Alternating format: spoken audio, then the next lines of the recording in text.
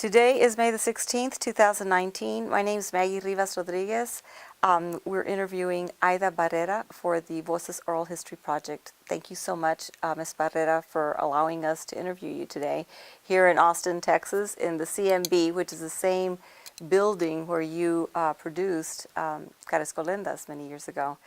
I'm going to tell you just a little bit for just to get it on the record about what's going to happen with this tape. So today, the raw tape is what goes into the Nettie Lee Benson Latin American collection.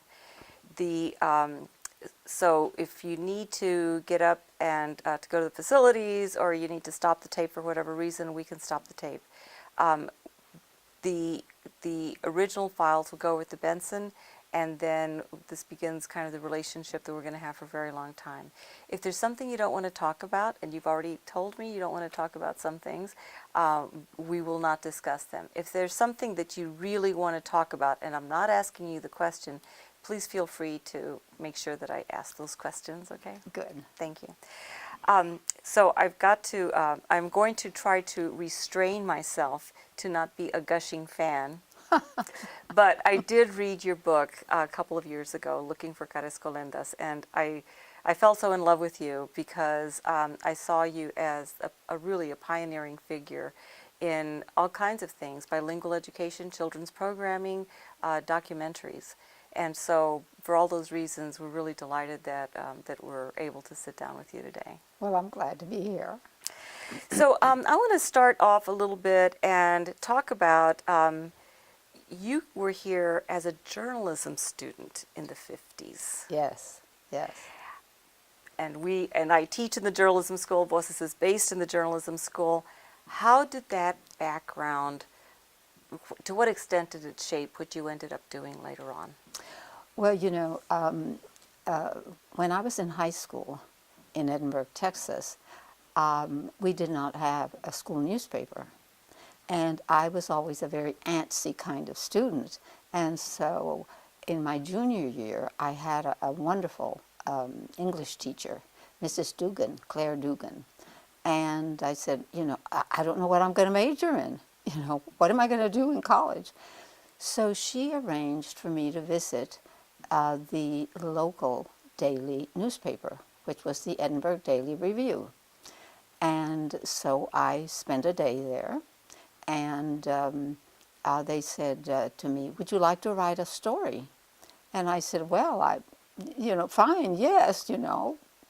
I guess I must have been maybe 16. If this was in the first part of the year, I was 15. And so at any rate, they gave me the facts, and then they said, now what we do is the why, how, when, where, you know, that whole thing. You have to do that in the first paragraph. So I sat down and I wrote this little story and I gave it to them, and I thought, well, this is just, they're being nice, right? Well, the next day it was printed in the front page of the paper. Well, you can imagine the caliber of the paper. If my story could make it, it was a report of a fire or something, you know, that had occurred. And so then what the paper decided, since we didn't have a newspaper in the high school, they asked me to do a little column of high school news during my senior year. And so that led to the birth of High School High Spots by Aida Barrera. And with high spelled H-I. So I went around, you know, and I would collect news from everybody in the school, and then I would write this column. And I did that all during my senior year.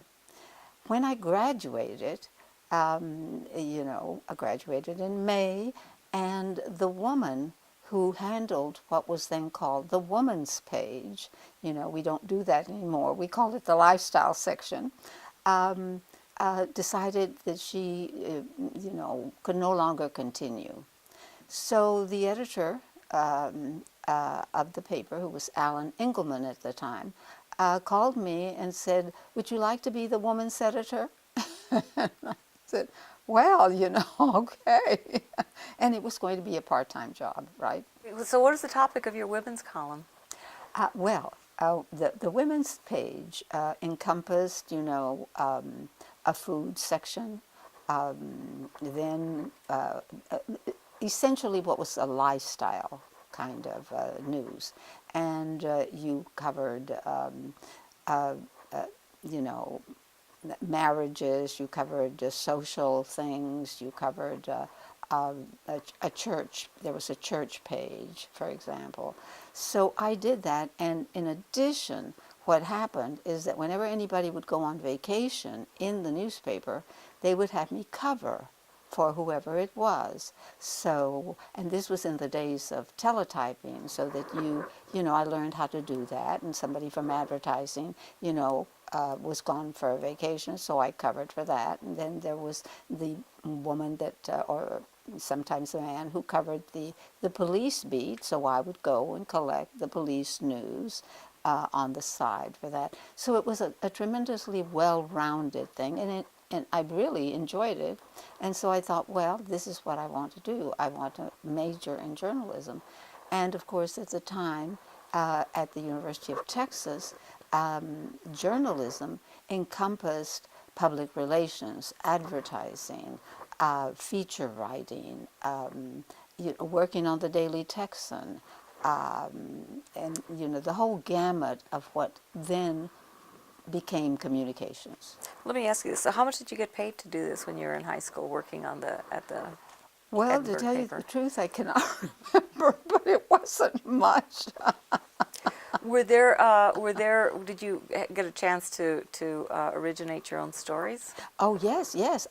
Well, what occurred in that setting was that you just did not do the writing, do the, you know, talking to the people, you know, and then coming up with the writing. You had to do the layout. You had to do everything.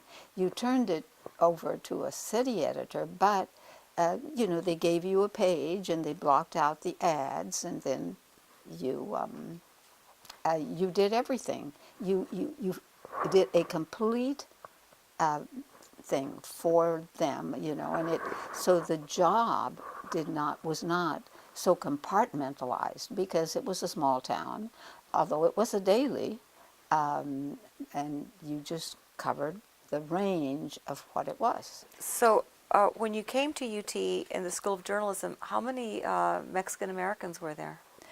There was one other woman in the journalism school, and that was it. Do you remember her name? Yes, Dolores Silva. Silva? Silva, yes. I don't know whatever happened to her. And then after I had been here a year, there was a woman also from Edinburgh who came for her last year. She transferred for her last year in journalism, but she was in, you know, she really wanted to follow an advertising path. So that's how I ended up in what was then, you know, a bachelor's of journalism. It still is. So where was the journalism department at that time? Was it the geography building? It was across from Andrew's dormitory, and I think that it is now the geography building, you know, because if you know where Andrews is on campus, all right, which was not air conditioned at the time, by the way, and I lived there on the third floor, and you would just cross the street, and there you were in that building. That encompassed everything. So you mentioned in your book, you talk about how you had your first, and I don't know, perhaps your only Mexican American professor at UT. Well, actually, it was not a professor. What happened is that I came on a Jesse H. Jones scholarship in journalism, but I also needed to work. So, and you know, in my generation, what you did as a follow-up plan was that you took typing and shorthand, because what if nothing happened in your life? What if you didn't grow up and, you know, get married and get taken care of? So the follow-up plan was you had to take typing. So I had done that in high school. And when I was at the, you know, here at the university, what occurred is that I, you know, I said I needed a part-time job. And there was a job. And so they sent me to Jorge Sanchez. And he was teaching at the time, and he needed somebody to help him. he was doing a lot of research on Mayan culture and that kind of thing. So I remember distinctly that, of course, he welcomed me with open arms, and I went to work for him, and he told me that I was a great housekeeper because I completely organized his office, and then I would finish ahead of the number of hours I had. So I suggested to him that maybe he ought to reduce the number of hours that I was paid for. And I can say this because he cannot dispute it. But he said, no, you get paid little enough as it is. You study the rest of the time when you finish whatever it is that you have to do for the office, which I did. And of course now we have, this, you know, huge education building that's named for Jorge Sanchez, who was a very, very innovative educator. So, what was Jorge Sanchez like? Well, he was, as I said, very innovative. He, of course, was extremely active as a civil rights educator way back, then in the 50s. He had a very colorful background. He had been, I believe, he did boxing, and he was a very small, very wiry-looking man, and a big proponent of anything that had to do with, at the time, Mexican Americans, because there were no quote Latinos back then, or Latinas. They simply didn't come from other countries. Most of them had, the background that was Mexican, although they were, U.S. citizens. There were very few students then on campus, but there were some, and they tended to gravitate towards education and pharmacy. There was a bunch of they were all men that majored in pharmacy, but there were some that did. And so you had certain groupings, and he was just a champion of all of this. He was also a champion of education in the schools. And so he was extremely innovative. And for me, it was, a wonderful exposure and wonderful experience to work for somebody like that. And so I, you know, was very grateful and thankful that I had, I had gotten that job. And so I was with him until, I got my bachelor's. So, how many years would you say you worked for him? Well, I I transferred to the University of Texas from Pan American, which is now University of Texas, Pan American in Edinburgh. And so I was here the last 2 years. And so I worked for him for 2 years. Okay, so so when you were here as a journalism student, at what point did you start working as putting together the film strips? Was that after you graduated? Yes. When I graduated, of course, back then, jobs were plentiful everywhere, but I didn't know what I was going to do. I knew that I didn't want to go back to South Texas, that I wanted to stay in Austin. And so a public relations professor at UT, Alan Scott, knew a man in town, and he said, why don't you call this man? His name was Gib Devine, and he might have a position for you. He has a PR agency. So I called him up, and Mr. Devine said, are you calling to audition? And I said, I was nonplussed. I did not know what that meant. And he said, and you speak Spanish? And I said, yes, Spanish was my first language. I learned English when I went to school. So what he did is he said, well, come, I want to talk to you. So what this man had envisioned is he wanted to do a series of film strips and kind of materials, written materials, and it was going to be to teach Spanish-speaking children English, because he thought there was a market for this. And so he rigged up, in his office, a little makeshift sort of a soundproof place. He liked my voice, and I was not aware that my voice was any different from anybody else's. And so that led to my not only doing these initial recordings, which was eventually they were distributed by Encyclopedia Britannica Films into the schools. It was a children's kind of thing. But then we converted that to teaching English-speaking kids Spanish, and he also did a French series, although I was not the voice for that. But this was an eye-opening experience. Was this, excuse me, was this called Gloria and David? Is that That's correct? right. That was the Gloria and David series. So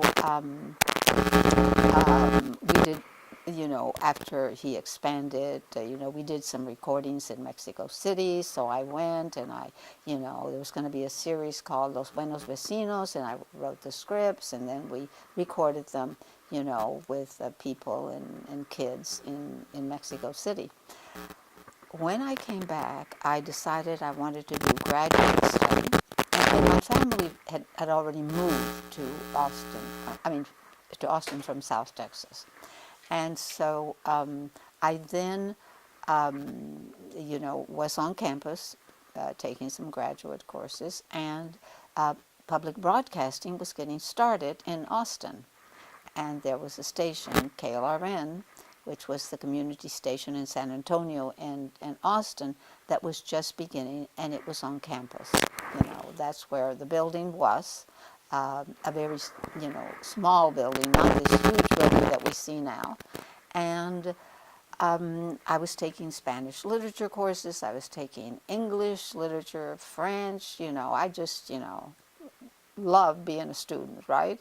And so at any rate, and these were at the graduate level, so they asked a number of us that were taking Spanish courses to audition, because they wanted a person to be on camera to teach Spanish to young children. Now, I went to audition. I had never taught young children. I had never, we didn't even own a television set, so I knew nothing about television, but I think I must have giggled the most in my audition, because I was chosen to be this person, that was going to be on the air. The rest of the people that were chosen were all teachers who came from the schools locally. They were elementary school teachers in different subjects, science, whatever, the subject was. Well, what occurred is that I thought I would be given a script, and that somebody would map out whatever I was going to say, and that I would just be on camera to do this. Well, it didn't turn out to be that way. It was a shoestring operation, and that meant that you had to not only produce what you were going to do, you had to plan everything, gather props. If you wanted to have anybody come and be in the program, be a puppet voice or something, you had to do that. And so this was the precursor to Carrascolendas. I did 1,000 of those programs, and I would go around to the, Central Texas schools and talk to children, meet with teachers, do in-service, what was called in-service, which was in a sense training teachers to utilize the medium of television as a direct means of instruction. But they were really not just teaching language. They were really bilingual programs, because I would interweave both, because you would go out to an audience that was a diverse audience, so not every child in that particular school or classroom spoke any one language. They were all mixed, so that you had to interweave the scripts, and this was a tremendous teaching vehicle for me in how to really utilize the medium of television. And, because I had close contact with the target audience, with the teachers who received these programs, I was then able to get immediate feedback. And, and I did, So it was a fantastic training ground for what eventually became the Carrascolendas program. And, that's what I did prior to that. So you go from Gloria and David, and somebody else wrote that script for you, and you was it the line? Well, I actually, because I went to work for this man, for this PR agency, so I was instrumental in talking to educators at the time who were planning, sort of, who did the curriculum, if you will. And then I was instrumental in writing what I said for these film strips, and they were like little dialogues, with the little film strips, and I wrote all of that series that that I actually produced in Mexico City with actors who did dubbing of films, so they were excellent at voice work, including the young children. I wrote all that. And then, of course, when I then went to work for KLRN, then I wrote everything. If it was a puppet, if it was whoever it was, I, had to conceptualize it. And I drew on my own background because that's what I had. I, in other words, at that point, had no academic training in education. I had never taken an education course ever, in my life. So I had no concept of anything. But I worked very closely with, curriculum directors, with school teachers. We did, we had a form of formative evaluation, which was in process, because we would get immediate feedback. And they let us know if, they thought that we were going too fast, that I was going too fast, or that something did not work, and, But I have to say the reception was wonderful.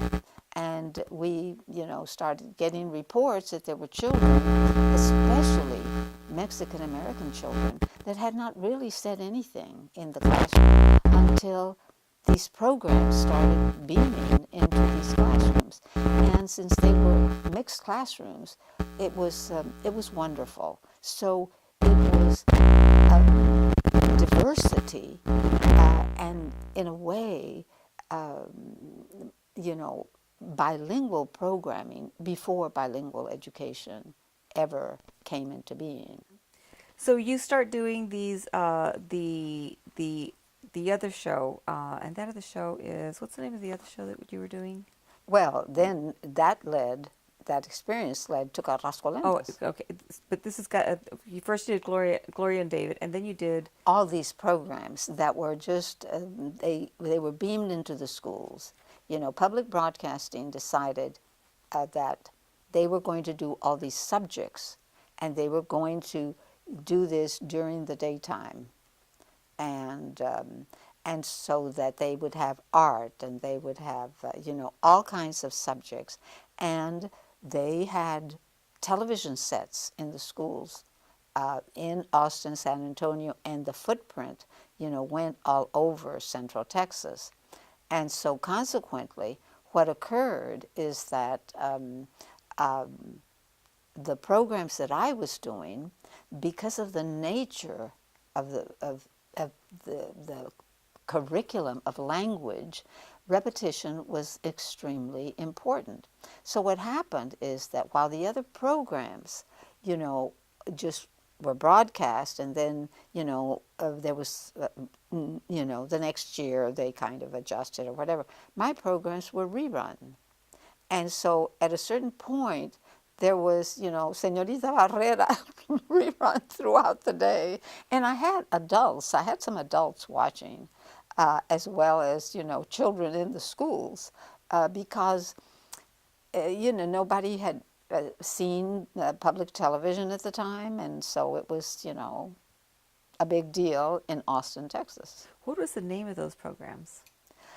They were just, they were called, Spanish programs. Spanish. They were programs essentially to teach Spanish. But because of the nature of what was happening and the fact that I was doing them, and because of my particular background, that's why I say they were bilingual programs, because you'd visit the classrooms and you'd see all these kids, and some of them spoke only Spanish, some of them spoke only English, and There were there were some that, in their homes were bilingual, but that was, the predominant numbers of children, were monolinguals on one side or the other. And the schools and teachers found out that children who spoke no Spanish, were picking it up. And there were no Spanish teachers in the schools at the time, in the elementary grades, none. And and and and there was nothing that went in to try to do anything for that Mexican American child who might have been, the child of a recently arrived family, because we've always had our situation where people would come, they would come to work, the fathers would come to work, the mothers worked, and the children went to school. So those children were learning English, but there were the children that were learning Spanish. So you mentioned in your book that from those shows that went from 62 to 68, you received a pretty substantial volume of letters. Oh yes, yes. I conceived of a puppet, and went out and got a little dummy that I found somewhere, and called him Ricardin, and decided, well, we were going to have a birthday for Ricardin, because basically the elementary curriculum is a multifaceted curriculum. You have language arts, you have math, you have science, you have all that kind of thing, and you've always had it traditionally from time immemorial. The central unit that takes care of all that, of course, is a state education agency. In the state of Texas, it's called the Texas Education Agency. And through them and through all the regional service centers that went out to all the districts, they developed, what you had to do. So what I did is I followed that curriculum, but then created scripts, created characters, came up with things. And, there were things like celebrations and birthdays. So when we had a birthday for this puppet, I mean, we were inundated in birthday cards. And I think I mentioned once to you that I even got a proposal of marriage. Did you keep these letters? No, I did not, because they stayed at the station. One of the things was that, there was no concept that you should, that this might, be archival material at some point. I had no concept of archival material. I had no thought that this was, I had gone to school, I had a bachelor's degree, I went to the library, but the thought that there might be in the future a need to archive any of these materials just, it wasn't part of my vocabulary then. And nobody thought about it, because all these programs were destroyed eventually. They don't exist anymore, as far as I know, because, they were all, the 2-inch masters, etc. And since there was no funding for this, there were no funding entities, it was just like the shoestring budget of the station, they eventually were destroyed. How do you feel about that now, thinking back? Well, goodness gracious, I mean, looking back, I think, and now that there are, students who to this day want to do research and dissertations on, what then became Carrascolendas, and scholars who went in and, did all kinds of professional evaluations, and as well as academic peer-reviewed books that where this is covered. And now there is a consciousness, of the fact that historically, just like what Voces is doing, you need to document some of these things.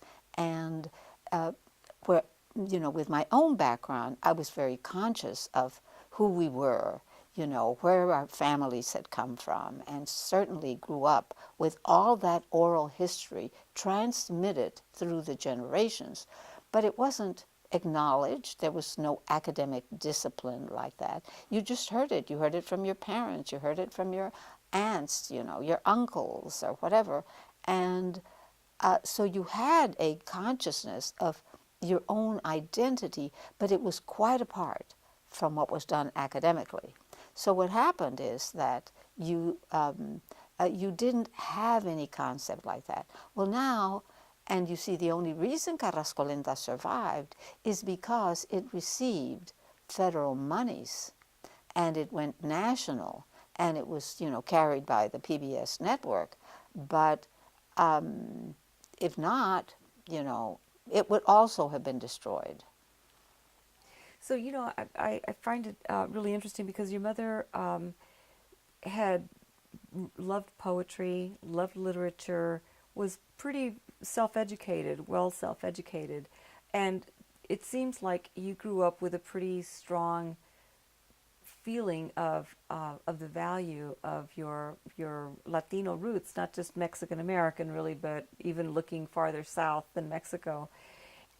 And yet you recognize that Mexican Americans, particularly in the Southwest, were situated in such a place that there wasn't a lot of power there, and they were at a disadvantage. How does all of that come to shape your thinking?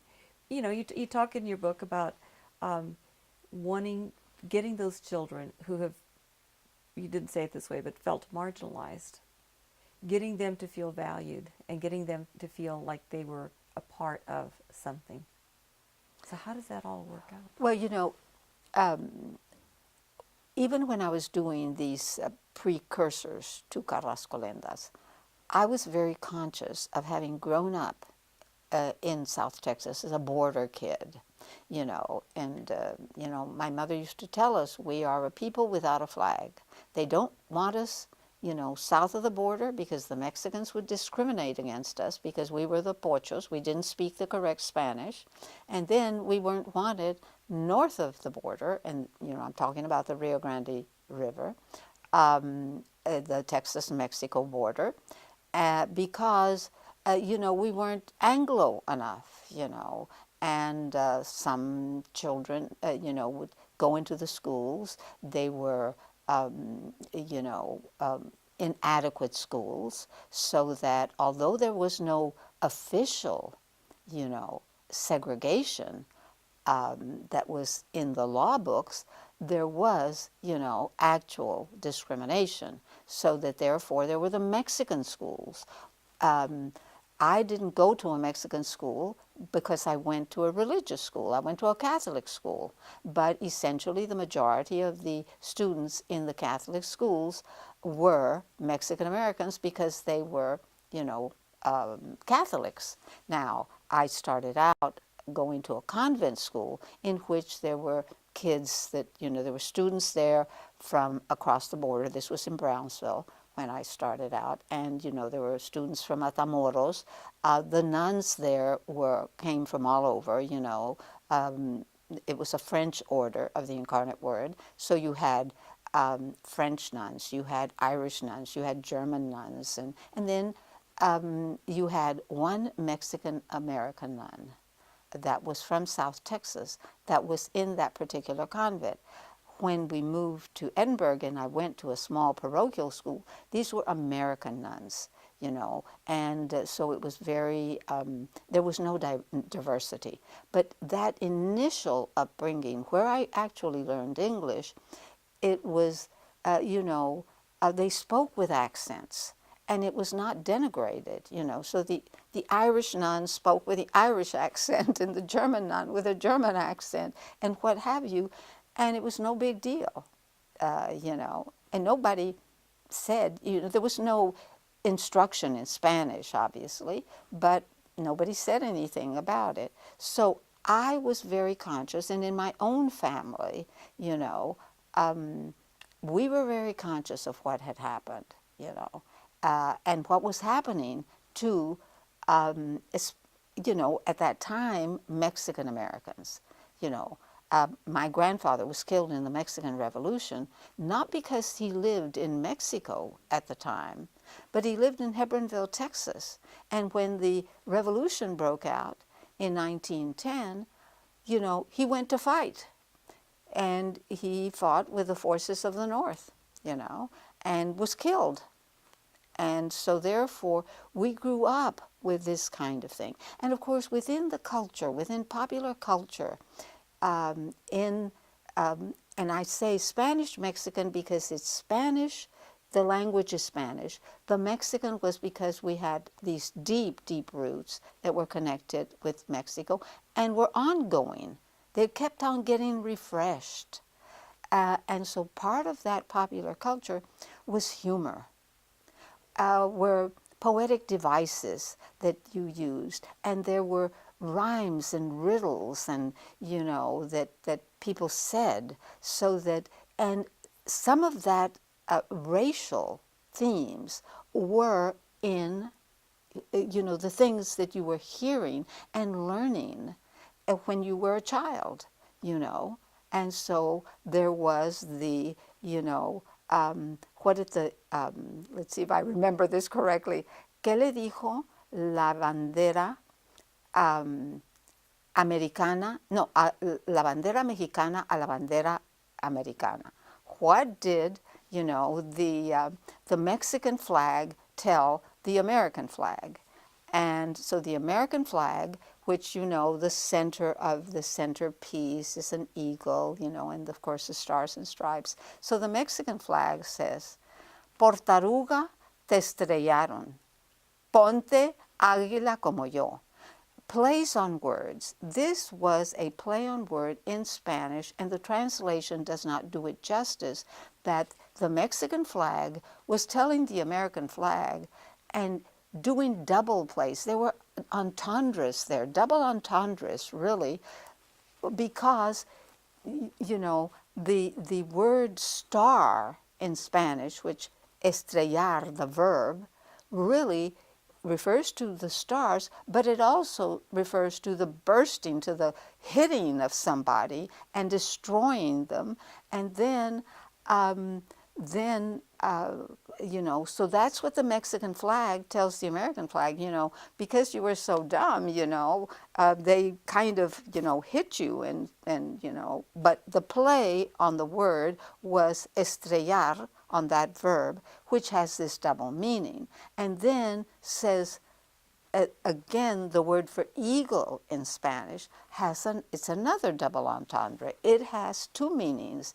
It is the eagle itself, which is on the Mexican flag, but it's also that when you are águila, that means you're alert, you're with it, you're cool, and so this is a humorous put down, but you learned it, and people did it, would go back and forth on it, and there were people, and I'm not just saying people who were of Mexican origin. They weren't just Mexican people who said this. It was also the people that we called Anglos, the English-speaking people in South Texas, who all would learn and participate in all this, the humorous things, the riddles, and embedded in that popular culture was the themes that were racial themes, that, the things that they did not like us south of the border, because we now had left that mother culture. And in truth, we weren't educated in Spanish, so we made mistakes, and we didn't want to, say anything because we were embarrassed. But by the same token, we also were ostracized on the other side, and there were the separate schools and and all the things that were attendant to the whole issue of the pre-civil rights era, and the whole element of what this whole group of people, not only in the Southwest, but by extension what was occurring to other Spanish-speaking people in the country, when what now is known as the Latinos, Latinas, the Puerto Ricans, the Cubans, the Dominicans, the Central Americans, the Salvadorans, and all of these people that in a sense have a common experience, if you will. So, one thing that, you grew up, I think, having a lot of cultural pride. Am I right? Oh, absolutely. So, it seems like with some of the students that were receiving some of these, and the reason, and maybe I'm wrong, but it seems like one of the reasons that it resonated with so many Mexican Americans, Caras Colendas, and these other programs, was because there was a measure of cultural pride. And you refer to this as seeing you as being the teacher, seeing another Mexican American in kind of a leading role was a really empowering thing for them. Yes, and it was also the images that we portrayed on television, because that whole experience of the programs that I had done pre-Carrascolendas, and of course by the time Carrascolendas came into being, there was that whole ethnic awakening, if you will, that had occurred in the 60s. And so it was wholesale. The 60s were a time of student walkouts and the Chicano movement and all kinds of civil rights things. So you may not have been protesting on the streets, but you were well aware of what was happening because, you read newspapers, you watched programs. And so I think that I was very conscious of television images and what television images could do.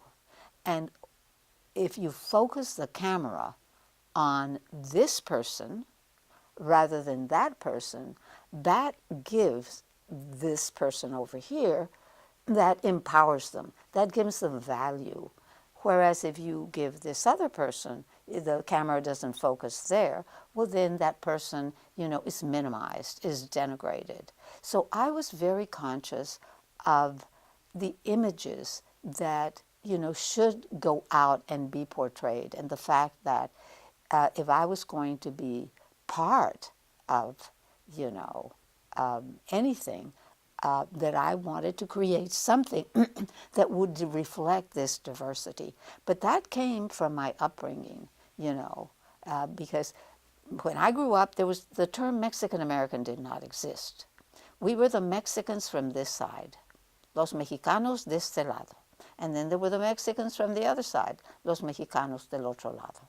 We never said we're going to Mexico. We said we're going to the other side.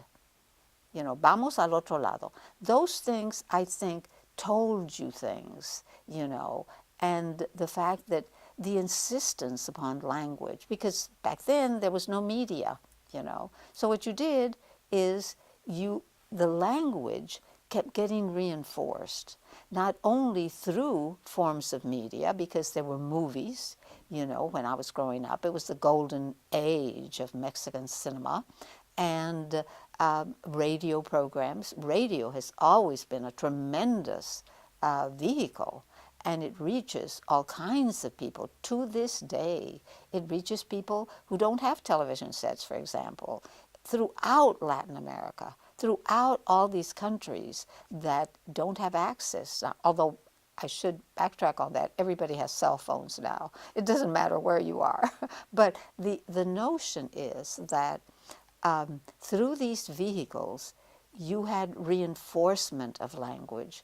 You may not have been going to school in Spanish, but you had reinforcement of language. And I had that a lot in my own family. They were insistent that we speak Spanish, and they were insistent that we recognize what our history had been.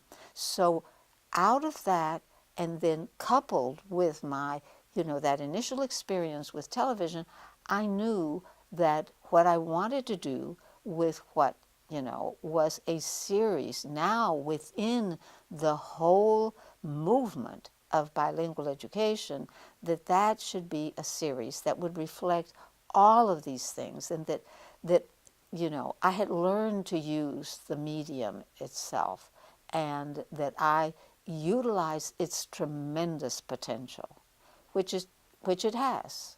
It has its potential to shape, to educate, to influence.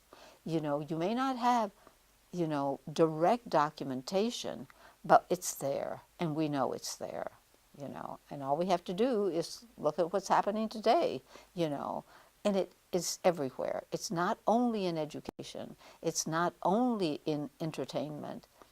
It is at the heart of our government. It is at the heart of what is happening, to our political environment. And people who run for office and who are shaping policy are very well aware of that. So let me ask you this.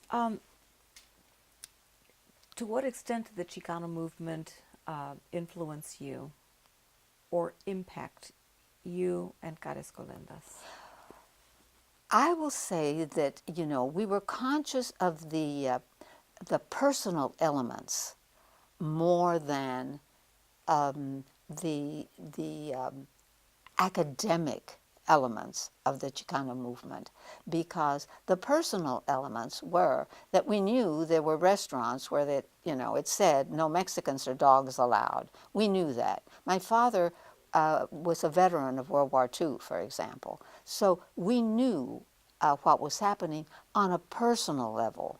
But because, not only was I doing all these programs, and I always, like to, keep doing courses, I was not as aware then. It is now that I have actually studied it, and when I then formalized my academic background in education, and you would read about what was happening in Crystal City, but it was Crystal City, and so here we were in Austin, and you knew what was happening, and you knew that there were schools in East Austin, for example, that were, where predominantly you had, at the time, Mexican American people and also African Americans that lived there and went to those schools. So you knew that at certain ends of town, certain things happened. And that was also what was happening in South Texas, And there were, even among the religious organizations, there were the Mexican churches and there were the American churches, right? And so, and those of us who, were experiencing this firsthand, we knew what it was like to be told, well, we think you went on a very long coffee break because those Mexican girls, at the courthouse in Edinburgh, Texas, in parentheses, take very long coffee breaks. And I marched into the editor of the Edinburgh Daily Review, Olive, 17 years old, and I said, I am resigning my position because this gentleman that is your employee has said that I'm taking long coffee breaks. And it was not my understanding that I was hired, from 8 to 5 or whatever. I was hired to do a job, and I am doing it. I get the women's section done. It's always done. I, take over for some of these other people that go on vacation. I said, you've never asked me to do anything else, so I'm leaving. And he said, absolutely not. We are not going to have you resign. He said, I will speak to this gentleman. Well, it never happened again. But you see, that was very concrete. That was very obvious that, so that, that whole thing that I had grown up with, you were aware of it. So in these personal incidents, it was not an accident at the University of Texas that the job that was found for me when I came here was with Jorge Sanchez. That was not an accident. It was because I was Mexican American, and so they figured, well, I was not in the College of Education. I was in journalism, but they found me a job with Jorge Sanchez. Now, for me, it was an absolute godsend. It was fantastic because I got to meet one of these tremendous figures, of the civil rights movement. So my interaction with him, and believing me, when I did my work, we would sit there and we would have long conversations. So I became aware of those things. And these, really predated the Chicano movement. I knew, because I had this close relationship with this man, that what was happening. I may not have been studying it, from an academic standpoint, but I certainly was exposed to it. And I was exposed to it in this very formal academic fashion, because this was not, my grandfather who had been killed in the Mexican Revolution. No, this was a scholar who was doing, things that were part and parcel of academe. And and very formally what was happening in the schools. Then followed that with my own experience, visiting classrooms and seeing how children interacted. And I remember vividly going to a classroom in which the majority of the children were Mexican American, and there were two what we call Anglo children, two English-speaking children. And, I had presented in one of the programs a thing about the fruits and how, it was red like the apple, and it was yellow like the banana, and orange like the orange. And so, and the kids, we did a little kind of a mini little session with the students there, with these elementary first grade students. And these two little English-speaking kids who were wonderful, they were just chirping along, in the Spanish. And so when it came to saying the things in English, these two students said Jello like the banana, because some of the other children were saying Jello. Now, linguistically, at the time, because there was no, media was just becoming more and more prevalent, the language that these children were hearing came from adults who were Spanish speakers. And so when it came to pronouncing the English Y, they would say ja, Jello.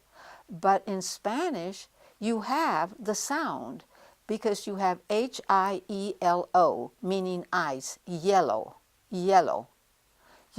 So the sound is there. I think it must have been a transposition, that as that Spanish speaker would look at the Y, did not really, because, the Y in Spanish, is something else. It's yo, for example. And so, but it must have been an attempt at pronouncing English, and there must have been a flipping internally. And I'm sure that, linguists who have studied this know a lot more than I do about this, but they would say Jello. And so these two students said Jello.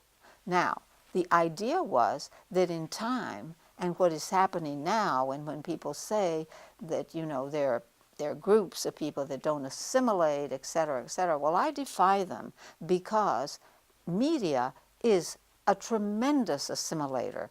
And it, we export popular culture, American popular culture, through globally. So what happens is that the exposure to American movies and videos and all kinds of things, television programs, that go into all kinds of venues, Netflix, that is transmitting all kinds of things. All of that means that the exposure to language is just tremendous. And so you find children, of undocumented workers, or undocumented people, as we call them these days, that are the ones that are doing the translating for the parents, because they come and they're avid consumers of media. And that goes for elementary school children, middle school children, high school kids. They all they are there, with their iPods, listening to the music back and forth, and they're with their phones and whatever. And they're big consumers, and so when it comes to, going grocery shopping, doing the business of just, being here, going to the doctor, doing anything, it's the children who are translating for the parents. So this assimilation is occurring, and it's occurring fast, just fast. So you were talking about the Chicano movement and how it was like the personal rather than the kind of larger thing. Let me ask you this. So what did George Sanchez, do you remember topics that you talked about with him? Well, yes, not only did he fill me with all kinds of things about Mayan culture, because, and he followed the mathematics and he followed all kinds of things. And I, had to do, I had to do the typing, I had to do all of this, so that we talked a lot about that and the whole antecedents of that tremendous culture. But then, because he was such an icon, a civil rights icon, then we talked about that also. And then he was very conscious of the fact that I was a young student and I was at the University of Texas, and so he was very conscious of his leadership role. And so we talked, and it was the gamut, We talked about everything. Now, this was because it was in the 50s and, into the later 50s, we didn't have what happened with the Edgewood School District, in San Antonio, and the Rodriguez case, and everything that came, and the mass walkouts of those college students and high school students and public school students, and the parents becoming very actively involved in bringing change to the schools, and what was happening with Supreme Court rulings like, the Brown case, and what was happening then with the Rodriguez case that actually, went to the Supreme Court, but then what was happening in the states. So George Sanchez was well aware, because he was a political activist. He was an educator who was a political activist, and he was not going to miss an opportunity to take this South Texas kid that was green, and didn't know much, but and we didn't discuss my background necessarily. We discussed what he was doing, because he was very conscious that I, become aware of this. But since I was in journalism, we did not do any coverage of this. We were not in journalism. We knew nothing about any of this at all. The Daily Texan didn't cover it. And when I worked at the Edinburgh Daily Review, there was nothing like that. I mean, in my very small way, and certainly it was very small, I was instrumental in getting, Mexican Americans photographed in the pages of the Edinburgh Daily Review. I had less of a role in the Daily Texan because I was just a student, and we were just student reporters that kind of wrote stories and that kind of thing. I had no leadership role in the Daily Texan, but and the greater community of Austin, when you were a student back then, you were not conscious of the greater community. You were in this very sort of enclosed environment. Students didn't have cars. You might go out every once in a while, but it was really unusual. There were students who were more affluent who had these things, but I was not aware of them. So it was, you went to classes, you studied, and you stayed in the dorm, and you didn't watch any movies. So, is it fair to say that you came to UT and there was like your formal education in journalism, but you also had this informal education working for George Sanchez, which Yes. raised your consciousness? Yes, absolutely. So, to what degree do you think that relationship, or what you learned under George Sanchez, shaped what you ended up doing later? Well, I think it had a significant influence on me. And the reason I say this is because when I started working for KLRN and doing those programs, and, you know, there was really very little being done in the schools. There was a little bit being done, but not, there was no, you know, explicit movement. But in the course of the 60s, which this happened, then you started hearing rumblings of bilingual education. And when I conceptualized Carrasco Lendas, it was precisely because of that. And I was well aware of that. And so when I decided that I wanted to actually chase after monies to do a program, an actual official bilingual program that would be targeting Mexican American children, I had by that point, I knew everything about that. And when I went searching for monies, I went to the state and I, you know, talked to Severo Gomez at the time, who was the director of bilingual education, and I knew all of these people. And then when I went and approached foundations for money in New York, and I went to Washington, I went to see Alvar Peña, who was heading this incipient kind of, you know, movement there, and he happened to be a Texan. And so I called on all these people so that I then decided that, well, this is what, you know, this is where the monies were going to come from. And so that when I walked into that station manager's office at KLRN and said, you know, I have an idea to do this program and I would like to go after funding because, you know, we had been on this shoestring budget. It was at that point that then, you know, well, I had to have an idea because I called on all these people.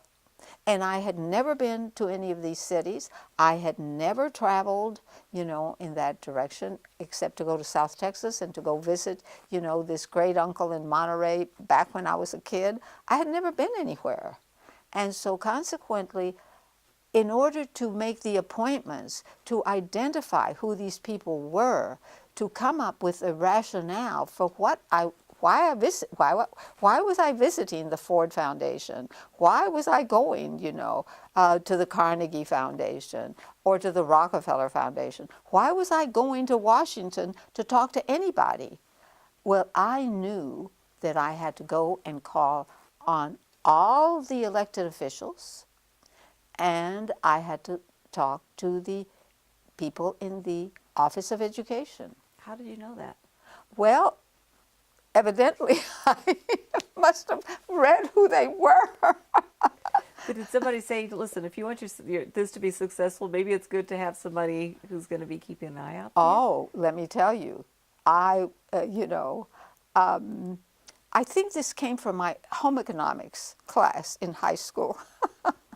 Because when I was in home economics, we took one semester of cooking and one semester of sewing. And I don't know what was the rule that Mrs. Smith, who was very prim and proper, you know, told us we had to follow. And I did not agree. And so she then said to me, she challenged me. And I think that, frankly, she must have been a very good teacher because she challenged me. She said, well, you know, if you really want to do this, I want to hear from the rest of the students. And so therefore, you need to, you know, see what they think. And if everybody thinks the way you do, well, then we might change what these rules are, you know, and how we go about this, right? Do you remember what the rule was? I do not remember what the rule was, but I remember the only thing I learned to do in cooking was make fudge. And it was something, she was a very a sort of didactic kind of person, so that therefore everything was very strict. You had to do only this. In sewing, you had to do a half slip. You had to follow all these explicit rules. And I thought that we really should deviate from this and maybe be a little looser, if you will. They were class rules, you know, that she had come up with and that we had to follow. So I don't remember the explicit rule, but they were explicit rules that we had to follow. So what I did is I went to talk to everyone individually in the class. And I said, this is, I think, don't you think this is a good idea? Well, in the end, they agreed, and Mrs. Smith then said to me, she said, you really ought to be a politician. Because, and she changed the rules. She was true to her word. She changed the rules.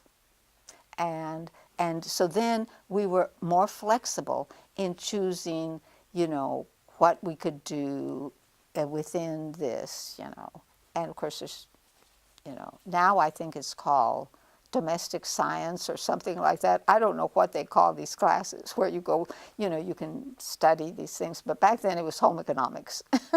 And so what occurred is I knew well enough that if you wanted to get tax monies, not the foundation monies, because the foundations said no to everything. So I thought, well, the only hope is going to be tax monies. And I knew that if you wanted to do tax monies, then you had to call on the elected officials. And you could look them up in the phone book if you didn't know them, but I certainly knew them. By that point, I was well aware of this because, you could vote. You had voted for some of these people, and so you knew who they were, and they had offices here in Austin, and they had offices in Washington. And so I called them up and I said, I want to come visit you. And of course, you're a constituent. They are not going to turn you down.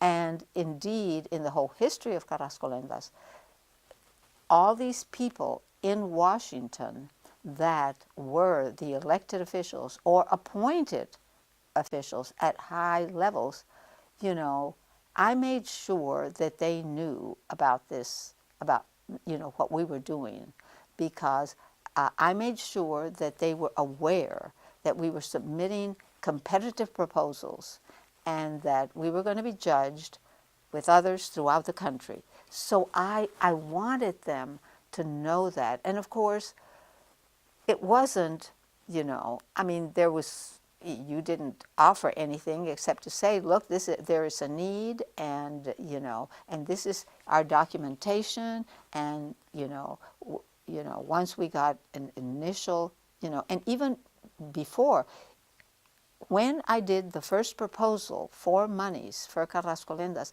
I had to sit and follow a request for proposal, follow the guidelines, do the needs assessment, do what was then called the behavioral objectives, follow everything, get an advisory board together, get these scholars on board and say, don't you want to be a part of this? And they agreed. They all said yes. And so then you would go and you would present your documentation and you would meet with the people. And so I met with whoever was in, whatever administration was in power, I met with them.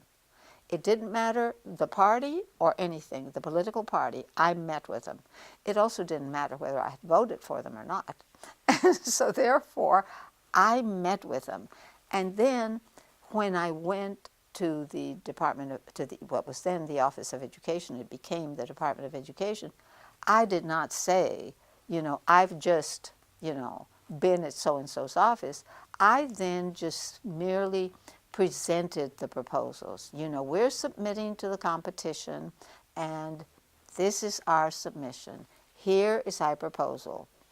That first proposal I typed on a manual typewriter. But I was a very fast typist. Absolutely. So, so one thing, how did you let them know? Did you write them letters, or how did that work? I think I must have called them because we had within the station enough of a budget, and you could call locally. You didn't even have to. Now the foundations, you had to either call or write letters.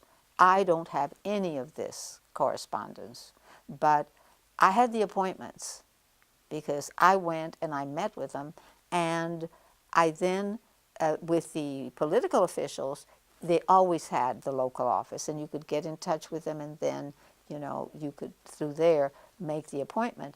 But, and then, because I had visited Severo Gomez and knew, you know, who, that it was Alvar Peña that I had to use, well, you know, you had to, you know, have the resourcefulness to find out and how to get to the building and etc. You know, all those things that were really not part of my experience. I had done, you know, that one thing that I had done pre-Carrasco Lendas, which is that I had gone with this PR agency, and I had gone to Mexico City and done that. But, you know, I took my mother with me because I was too scared to go by myself. Was it your mother or your sister? My sister went to New York and Washington with me, but I took my mother to Mexico City. And then I lived with a family there because it was too scary to do anything else, right? So I took my mother, and then, you know, she flew back to Austin. So I just want to make sure that I get a couple of little details here. One thing was that when you came to UT, there were very few Mexican-American women here at UT at the time. How did your parents feel about you coming to UT Austin? Well, you know, all my friends went to either Our Lady of the Lake or Incarnate Word, or there were one that came to Breckenridge Hospital to study to be a nurse, and one went to North Texas. These were my very close high school friends. And, you know, it was scandalous that I was coming to the University of Texas, you know, and coming by myself, you know. But, you know, I said, this is where I want to go, and I applied. You know, I sent an application, and then I found out that there were these scholarships, and I applied for a scholarship. And then I was notified that I had gotten, you know, this little scholarship. And so my mother, and I'll also say my father, but had always encouraged us from a, you know, from an educational standpoint. So when I said, this is where I want to go, and I'm going, and so I came. But I didn't know anybody here at the time. There were two Mexican-American girls in my dorm who were from South Texas, and I got to know them. I still, you know, communicate with them. And, but they were in the College of Education. So why UT? Why did you come? Well, I started trying to find out where I could go in journalism. And I remember investigating Vanderbilt, which had a journalism school. But Vanderbilt was just too far away and too distant. And so Austin was, you know, much closer. And my sister had, you know, when she was in high school, she was in Girls State, which, you know, you came and you kind of ran state government. And so she was selected to be, you know, to come into Girls State. And so she had made that trip, you know, from Edinburgh to Austin. And both of us were in junior historians. And so therefore, and that history teacher was very encouraging and wanted us to do things, you know, in high school that was connected to our upbringing. And so therefore, both my sister and I competed in, say, the folklore of South Texas Mexicans and won prizes. And so that my sister had come to the Junior Historians Conference in Austin, and so had I, you know. So we had made that trek, the trek that was, you know, with the high school teachers and, you know, other kids that were coming. And so, you know, that I had come, you know, we you know, there would be school buses that would bring you. So I had come, you know, and I thought, well, you know, the University of Texas is it. And I knew that my parents couldn't afford to send me to a private Catholic university at all. And so kind of this other thing appealed to me, And so then I started reading because, you had access to, the course catalogs and things that were printed by these academic institutions. So I knew exactly what, the plan was that I was going to follow. Okay, so you had mentioned earlier, you said that your parents had moved to Austin. Did they move here because of you? Yes, yes. I decided that my father was working in Campico at the time for an American company, and I decided that I was going to stay in Austin. I was not going to go back to South Texas. I was not going to go back to Edinburgh. And my sister was there, and my brother was there, and my mother was there. So I just went and I said, "You all are moving," which I did, and they said, "Okay." And So they moved. everybody moved. Yes. My father did not really move, and so he, stayed in South Texas and after his work in Mexico, but then they lived here, you know. So consequently, they became Austinites. Very good. And you also had mentioned, what year would that have been that your family moved here? In 1958, I graduated, in 1957, and then they moved here in 1958, which was, I graduated in May, so it took a few months to get them here, you know. You also mentioned that you had for this when you were doing the request for proposals, when you're doing your proposal, that you had to have scholars. Do you remember who was on the scholars that you included on there? The initial ones? Yes. Oh, goodness. I certainly knew who was who, and I got them. They all said yes. If they, because, and to this day, I have contact with some of them, that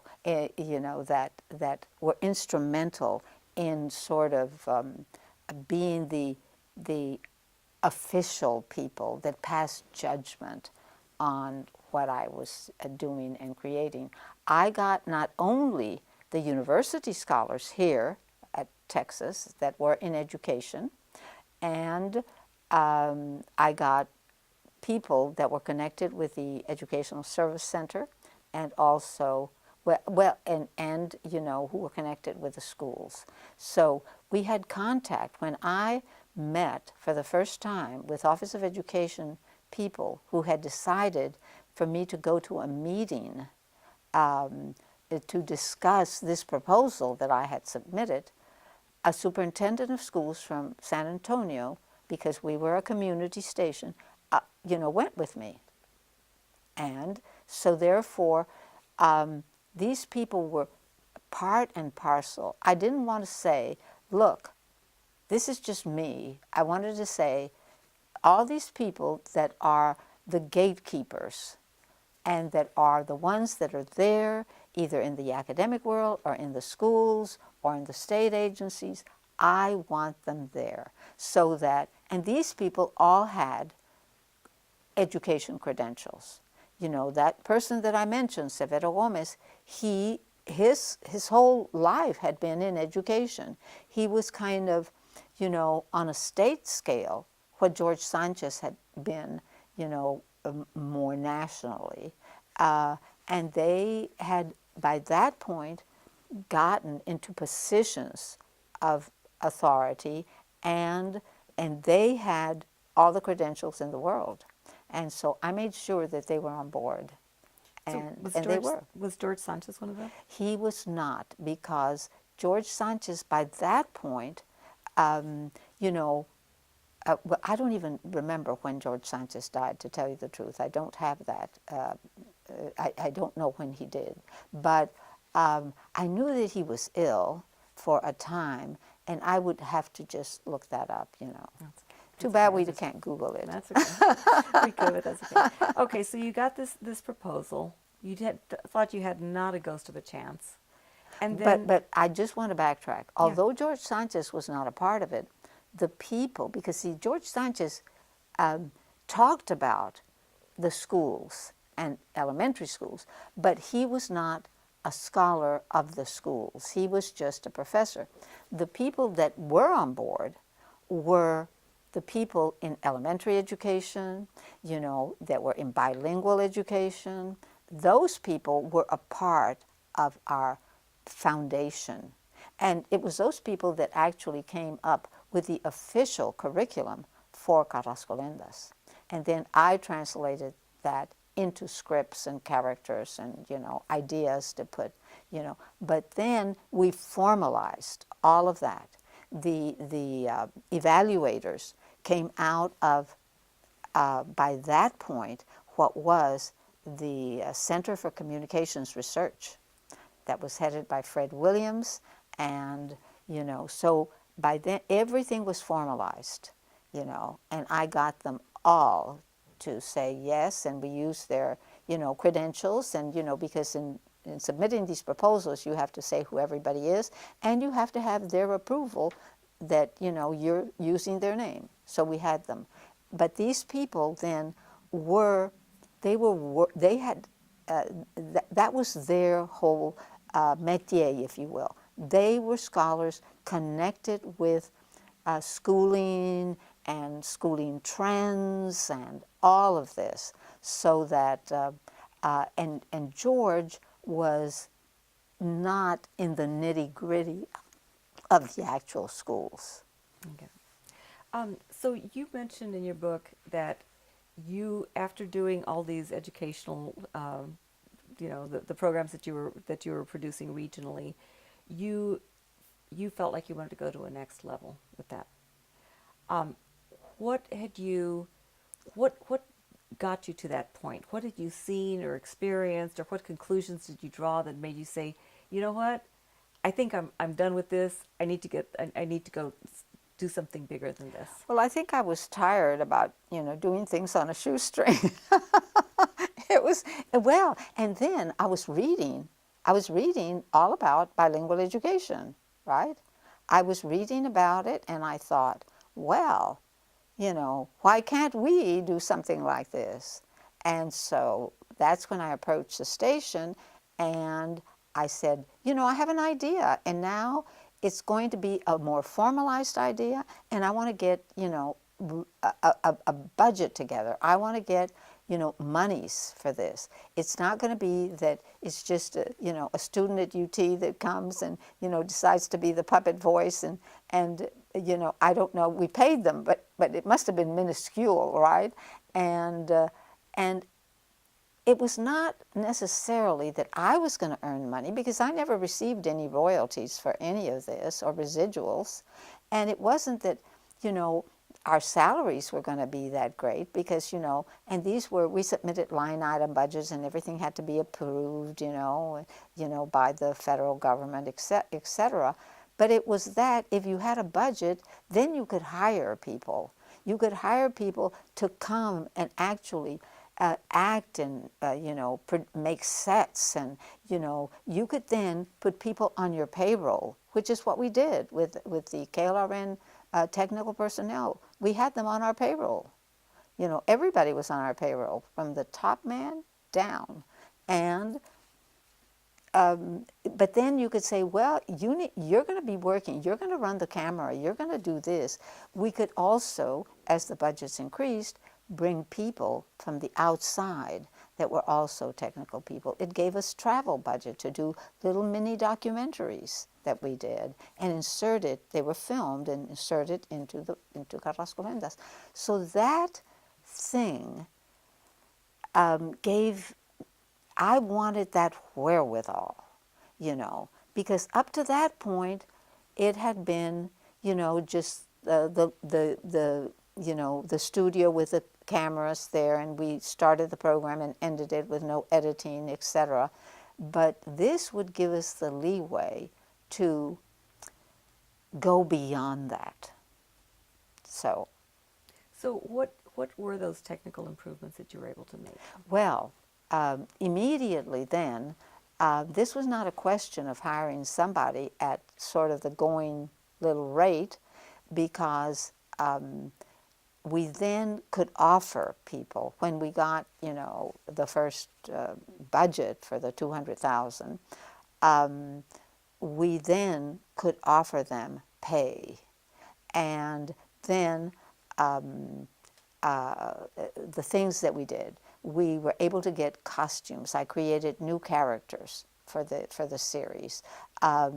We had to pay to have the costumes done, like the lion costume, and some of that first year's lion costume was really locally done by a wonderful woman who was married to a producer at KRN. She was an Italian American from New York, superb seamstress, and then come up with new puppets and new and by then I also I knew that the essence of teaching anything that was connected with language was repetition, but by then we could edit.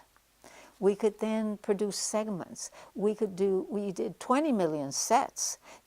I'd say, well, now I want this kind of set. And now, no, we're going to strike that. Now we're going to come up with I think I have a very high threshold of boredom, and I wanted not to be bored.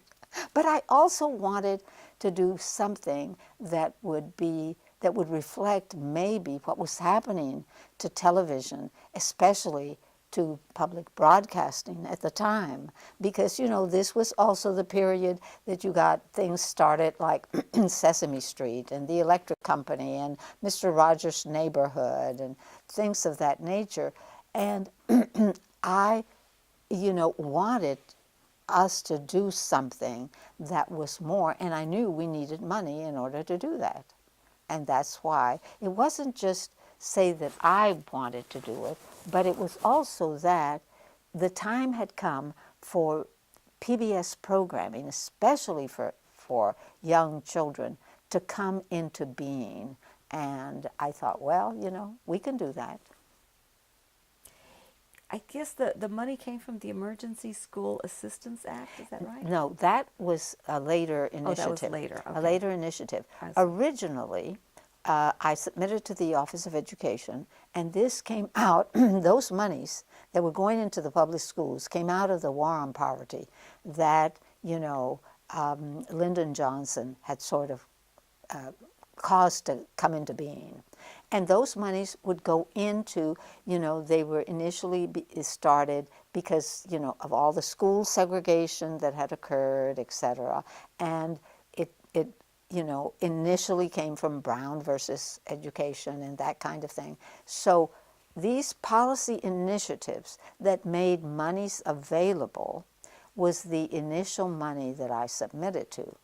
Unbeknownst to me, the station, the PBS station, was not eligible to receive funding for that. So, because we were not, as a PBS station, a local education agency. And only local education agencies could receive monies through the Office of Education. You had to be a school district. You had to be a state education agency or a regional service center. However, somebody really liked the idea of this program, and they thought it sounded great, and so they strategized so that then the contract would come into this local education agency, which was a service center, a regional service center, and then we would become subcontractors. And because we were the actual producing agency, we would be, that first year, we were subcontractors. But y'all got most of the money. Yes, we got most of the money. Not without, some grief, but we got most of the money. At this point,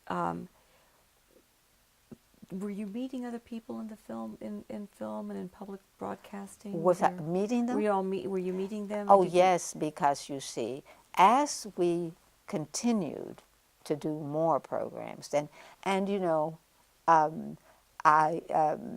I don't think I'm being immodest to say that the programs were really well received. And then we got a little bit more money the second year, or the second season, if you will, and even more money the third. And this is all pre the Emergency School Aid Act, which were really very specific programs to do media to assist in dilemmas of desegregation. But at that point, we started winning awards because, I thought, well, the way to get attention is not only were we being covered by all kinds of articles in newspapers and magazines, but we then, started submitting to award competitions, and we started winning awards. And so that meant that, other people were noticing, And then I decided that if we were being broadcast just regionally, which that first series of Carrascolendas was done, that there was no reason why we couldn't be on the network. And that if Mr. Rogers could be on the network, well, why couldn't Carrascolendas be on the network? And so I actually went to the PBS network and met with the president of PBS and said, I think you ought to carry this program. And I think there's need for it throughout the country, and I think that you should have it.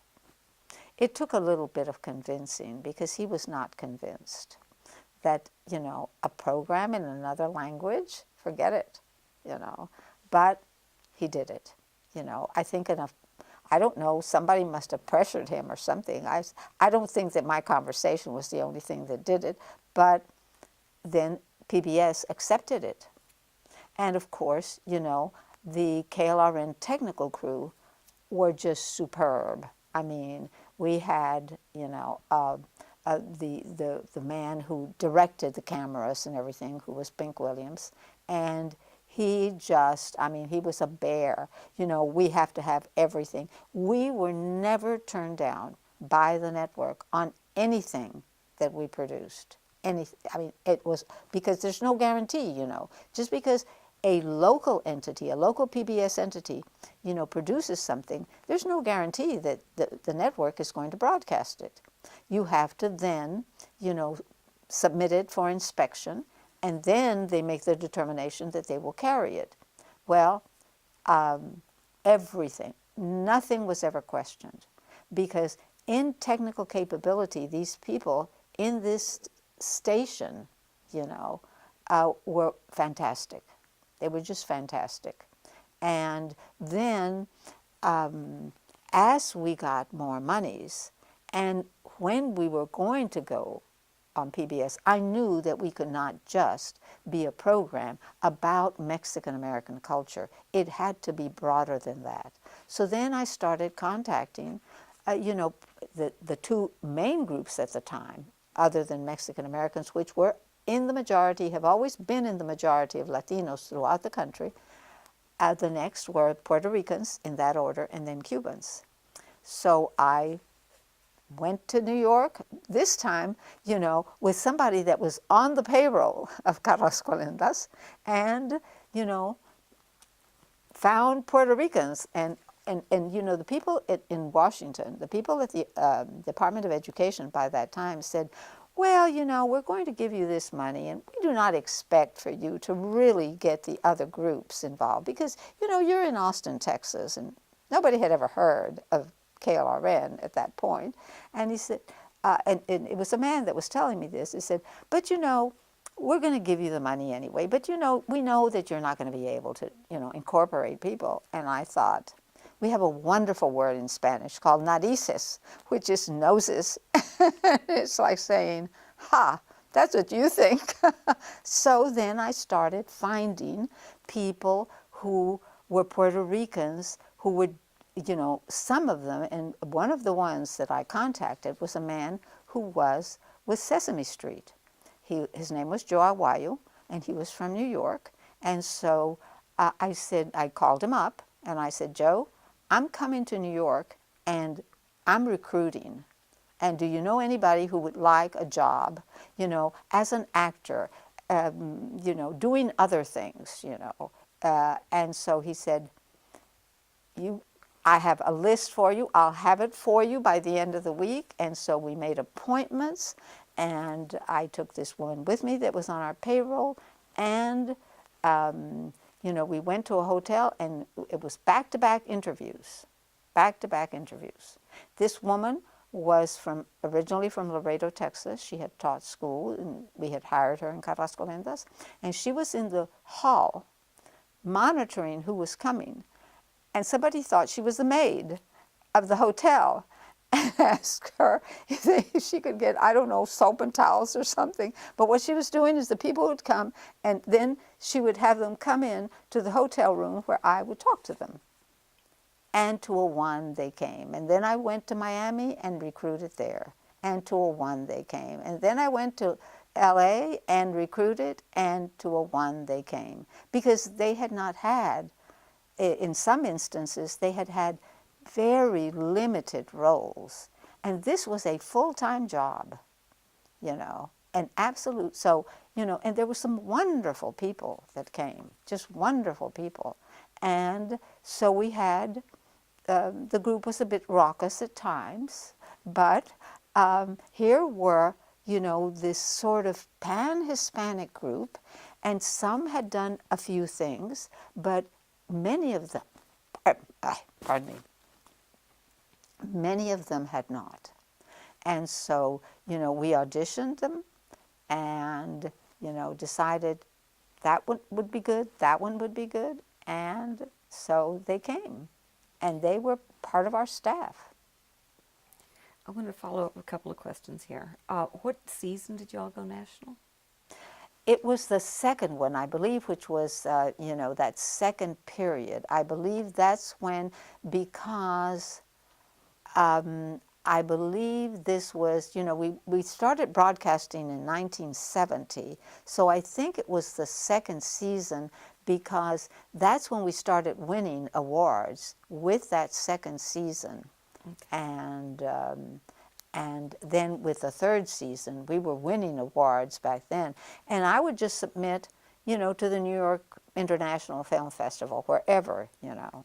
So it was pre, you know, that period when we received kind of, you know, $1 million budgets. And so what season did you all start with the Pan-Latino cast? That was in that period. It was pre that period that then we started, if memory serves, and believe you me, memory does not serve sometimes, that we, you know, that I decided we must amplify this. If we want to go on the network, and when we went on the network, at that point, we already had the voices, the accents, the regionalisms, and these people who came from these different groups. And so I knew that the only way to go national was to reflect the composition of the Spanish-speaking population in the United States. Back then, you know, they weren't called Latinos. They were just, you know, New Yorkers were the ones, you know, from New York, the Puerto Ricans from New York, and then the Cubans were Cuban Americans or something. But the term, the construct, the sociological construct, Latino, Latina, did not come until later. So would you say about in the second season you started to incorporate Yes, Latinos? yes, Okay. because you see, we couldn't have gone national without that. And that was one of the arguments to that PBS president. So when you say you couldn't have gone national, you mean that PBS wouldn't allow you to be Well, national? I think that the argument would have been, you know, much tougher to make, much tougher to make. And in fact, that PBS president did say to me that the program was a little too Mexican. You know, he shall remain nameless. And we will not say the year that I talked to him. And then the other thing I wanted to follow up on is you did a very extensive your understanding of the money coming from the War on Poverty programs. Yes.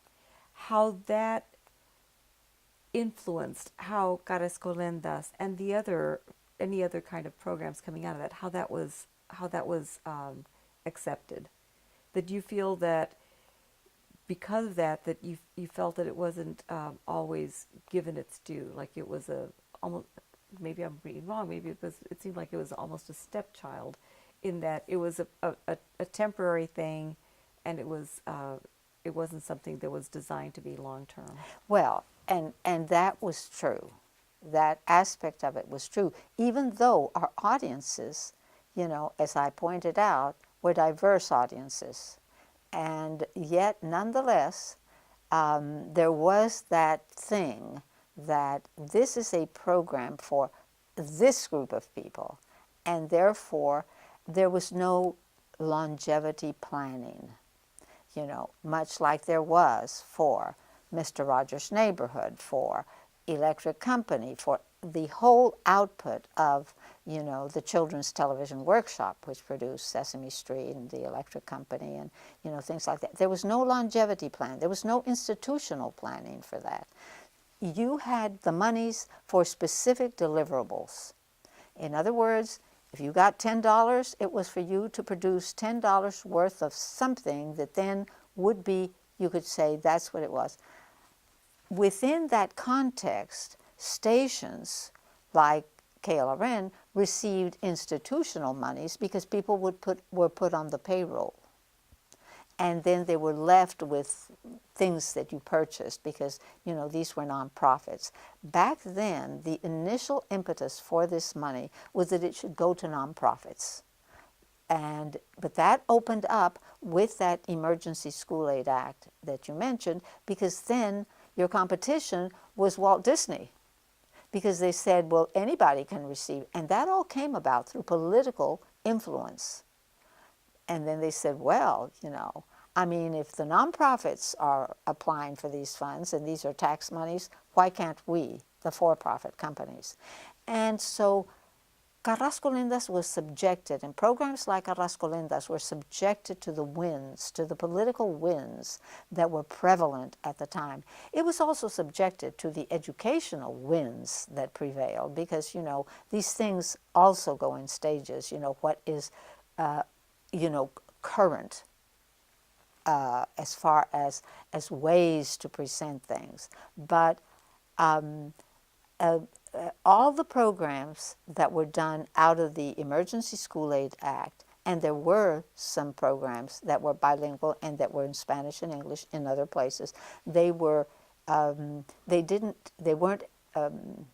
national in the sense, although there was a program that came out of Miami that was, aired on PBS, but those were to help alleviate desegregation dilemmas.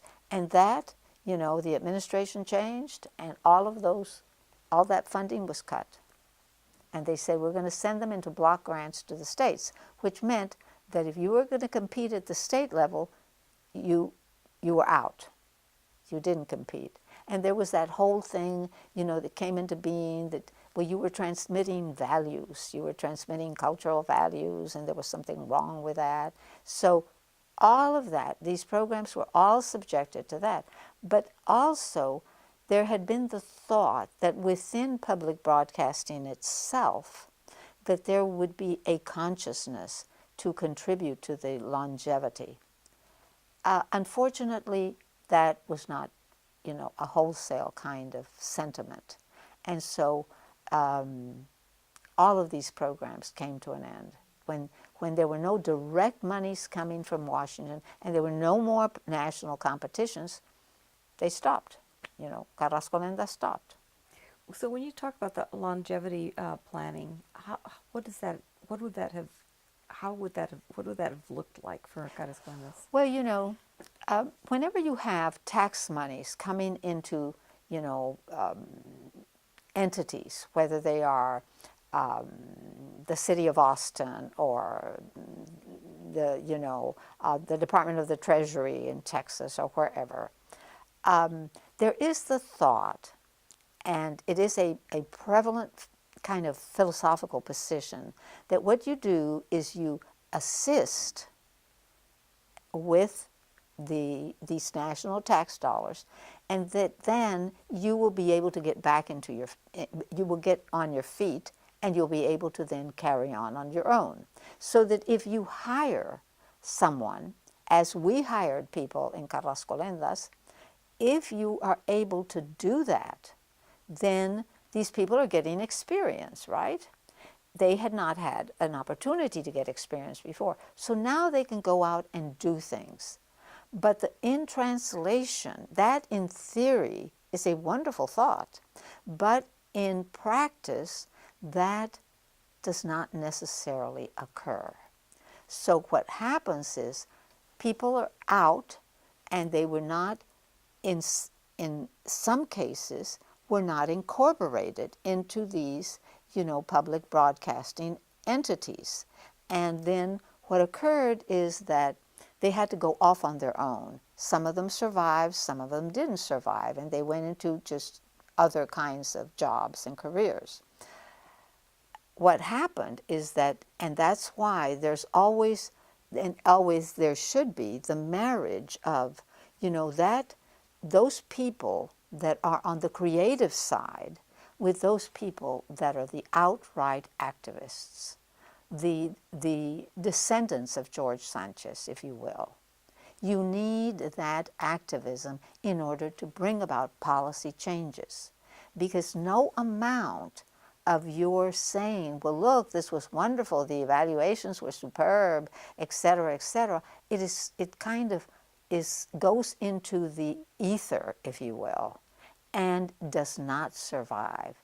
But if what you have is somebody sitting in your, local official's office and say, we want action, we want you to change these policies, then you begin to see that it does. So in time, what you had was that, when Carrasco Linda's funding came to an end, the Emergency School Aid Act did some, funding for a couple of years, 3 years, I think it was, and then that stopped completely.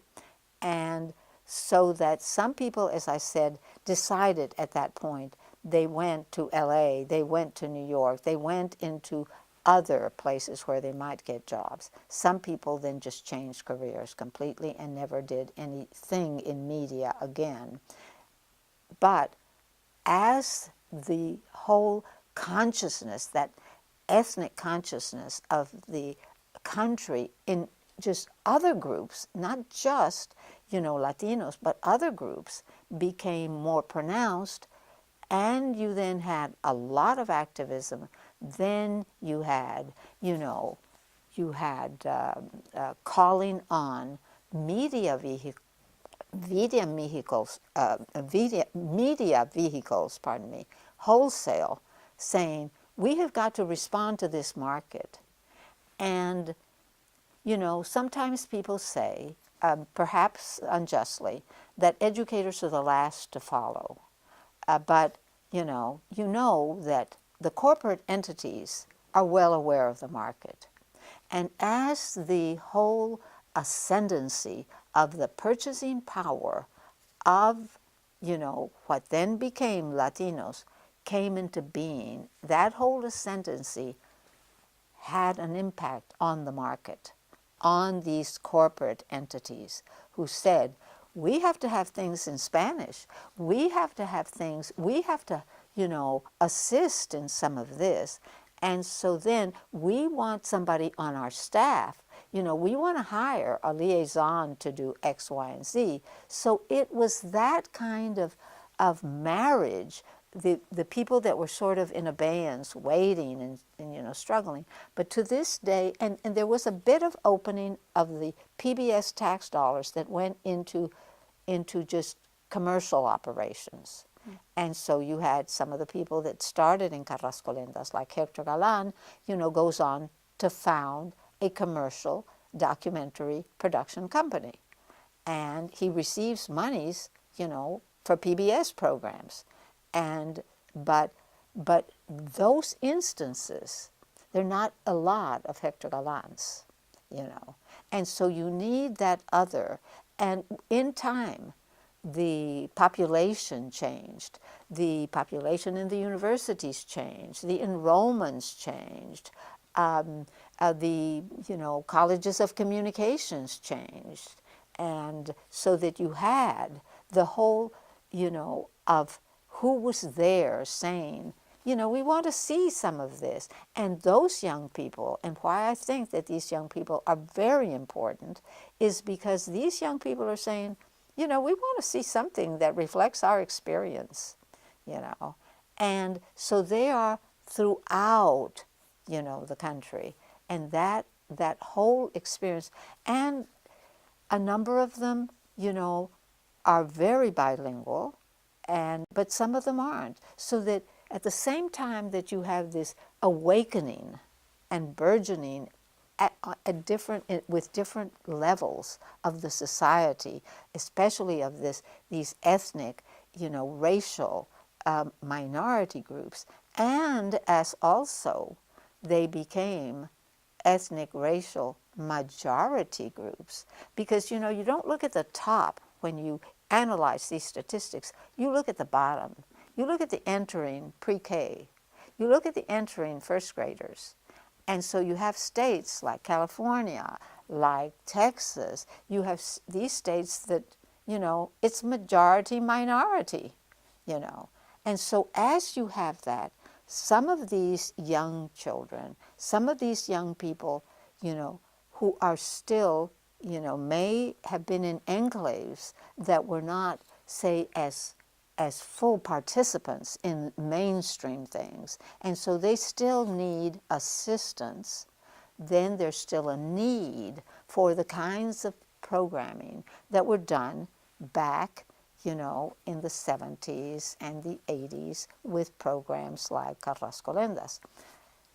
And at the same time, the job of educators is, never done, because you always have kind of a new group, a new population.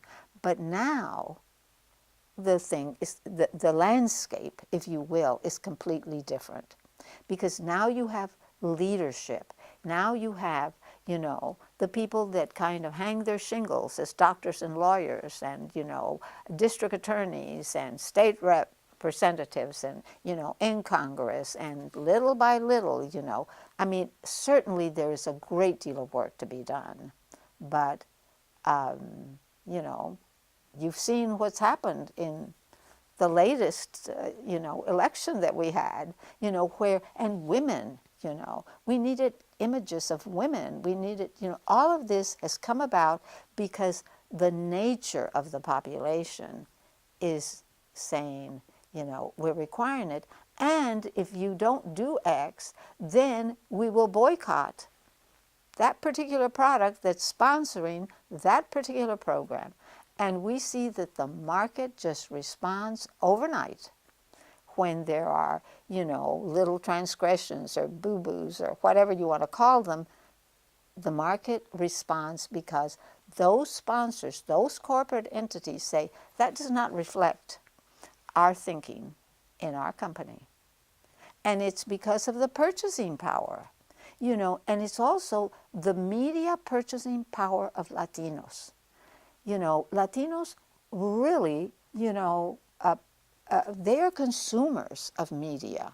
They have television sets, they have the iPhones, they have the iPads, they have everything, And you have the recent arrivals who hardly know the language, but yet, el celular. They have their celulares, they have those cell phones, and they communicate. And you see now that this is not just among Latinos. You see communities, third world communities in, in Africa, where the reach is through cell phones. And you have a little cell phone tower, and, and they're communicating. Let me ask you this, because I'm still trying to wrap my head around the longevity. So with Mr. Rogers, are you saying that if PBS and the local PBS station had basically figured out a way to institutionalize Carrasco Lendas, so this would be an ongoing thing, that's what the longevity planning would have been? Ideally, yes. Now, in practice, it didn't happen. In practice, when Carrasco Lendas funding came to an end, even an institution, an entity like KLRN, offered a job to one person that was connected with Carrasco Lendas, and that was me. I turned him down and left the station and founded a nonprofit, which I did, out of that I did a lot of documentaries. But it was not just KLRN. The station in Florida that produced Que Pasa USA, funding came to an end, goodbye. You know, the people that were connected with that program, and people loved it. It was a sitcom, you know. They had to go off and do other things. They would do, Jose Bahamonde. Pepe Bahamonde was he was one of the instigators of that whole thing.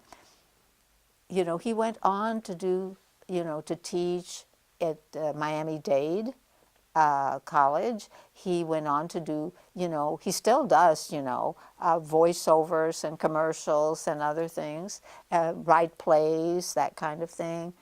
The same thing happened, with other groups that were funded at that time. And so the integration into the entities just did not happen. Why do you think that is? Well, because the audience is not there for PBS. That's the honest to goodness truth. The audience at PBS, and I love some of those programs. I do not denigrate them. But the audience is still, the wonderful Masterpiece series, the other BBC programs. They will have some, funding. But unfortunately, when you come to doing, say, documentaries, nobody is at the scale of Ken Burns. No one. Because he just gets multiple funding bases with mega dollars. And that's what it takes to just keep on being, And so that, in a sense, there are opportunities like there have never been before. But on the other hand, those opportunities are still limited. And so that, therefore, if you want to change what happens, say, in public broadcasting, you have to change the audience. But in order to change the audience, you have to give them programming that they want to watch. So it's a circular. It's a circular pattern. How about, as you were starting to expand Caras Colendas and you were winning all these awards and you were really mixing in the world of film and television, how many other women did you meet along the way? Well, there were not many, obviously. There was Joan Ganscooney from Sesame Street. And there was, there were people. There was Peggy Charon, who started the Action for Children's Television. There were all these moms in Boston that decided they were going to change, and we got a number of those awards from Action for Children's Television for some of our programs, both documentary and Caras Colendas. And in LA, there were, a group of Latinos who had always been attracted to Hollywood, and so there were a few there, but not many. When I started, there were none, there was just nobody, And I remember going to conferences, and I'd go, the conferences were always either in New York or in Washington, and I'd go, and some of these were women's conferences connected professionally with, either foundations or whatever. And I've always been very conscious of, dress and what I look like. And there was a sea of black, navy, and gray suits in the era that was de rigueur for a professional woman. And I occasionally dressed a little bit more colorfully, right? And I thought, oh, they said that Texan, that Texas Mexican. But there just weren't that many. Now, there were people in entertainment, like a Rita Moreno that would come, and make breakthroughs. But they were not wholesale. And, certainly, there was, as I said, people in LA that were doing, but they came through Hollywood roots. They were interested in being actors in movies. In television, you saw, in commercial television, you saw a few, you'd see far more African Americans than you really saw Latinos. Now, there were some Latinos that you saw in roles that were in movies and that had like character roles, But there were others, the big stars of the past, like Anthony Quinn, who changed his name, who was, Mexican. Well, one of the good things now that's happening is they don't change their names and they win the Oscars. However, the notion is that I remember always looking at the credits. I have always looked at the credits. And I follow the credits to the very end, the very end. And if there's somebody's name that's in Spanish, I note it. I am always aware of that. So that there weren't. And when I was doing the documentaries, we would go with a documentary crew that often was fellows that, were doing, because there were no women at the time that we could hire, say here, that were cinematographers, for example, because we were shooting 16 millimeter film. And so that there would be, all these guys and myself. And, we'd go into the gang territory in El Paso, or we'd, do X, Y, and Z. And sometimes, it was a little iffy, and sometimes I had to stay behind because, they didn't want me to go into a certain area because, they knew that the people we were shooting at the time were not going to take well to this woman, that was there. So I would say that there were a few that began. And then when I was doing Carrascolendas, I started teaching, and I was doing teaching here at the University of Texas in communications. Well, it was in, American Studies, cross-listed with communications. And I had a few students that were then coming up that were Latinos, that were, Mexican Americans. And, there was a young woman I had in my classes and that I taught. And so therefore, you began to see certainly inroads being made. But people at the top, there were isolated things. In LA, the people that were doing things, the Mexican American women or the Latina women that were doing things would do, they didn't do major series, There were no major series being done by anybody. And so they would do, and to this day, the documentary producers, even successful ones, do a documentary for somebody else's series that is then presented, on Frontline or something like that. To my knowledge, there isn't anything, but, So a couple of things. What did you teach at UT? Well, I taught a number of courses. One was children in television, so just the mechanics of putting together a children's program. It was the impact of television on young people and young children, so that was a more scholarly type thing, not necessarily, and the classes, these students did not do production at that time. They just took the courses. But they were majors, there were majors in radio, television, film, for example. There were also majors in other disciplines, and they just were taking either electives or they were in American Studies, which has always had kind of a, a sort of an interdisciplinary program. And I had taught, I had taught not only in those departments, but early on, I would just be invited to teach. I taught in the Department of Educational Psychology, for example, and it was because they were interested in media and its effects. And so therefore, I did a more broader look at media and its effects on people, and there was a lot of things that were being done nationally from scholars that I drew from that literature that had to do with, effects of violence, for example, on the viewer. And not just on the young viewer, but on the adult viewer, so that were people more prone to punch each other out or to have domestic violence, for example, than if they watched certain programs. There was a lot of attention being paid to that. So I tailored a number of these courses to do that. And then I began to do short-term things. For example, if people wanted a short-term thing, like at Syracuse University, I was invited to do something there.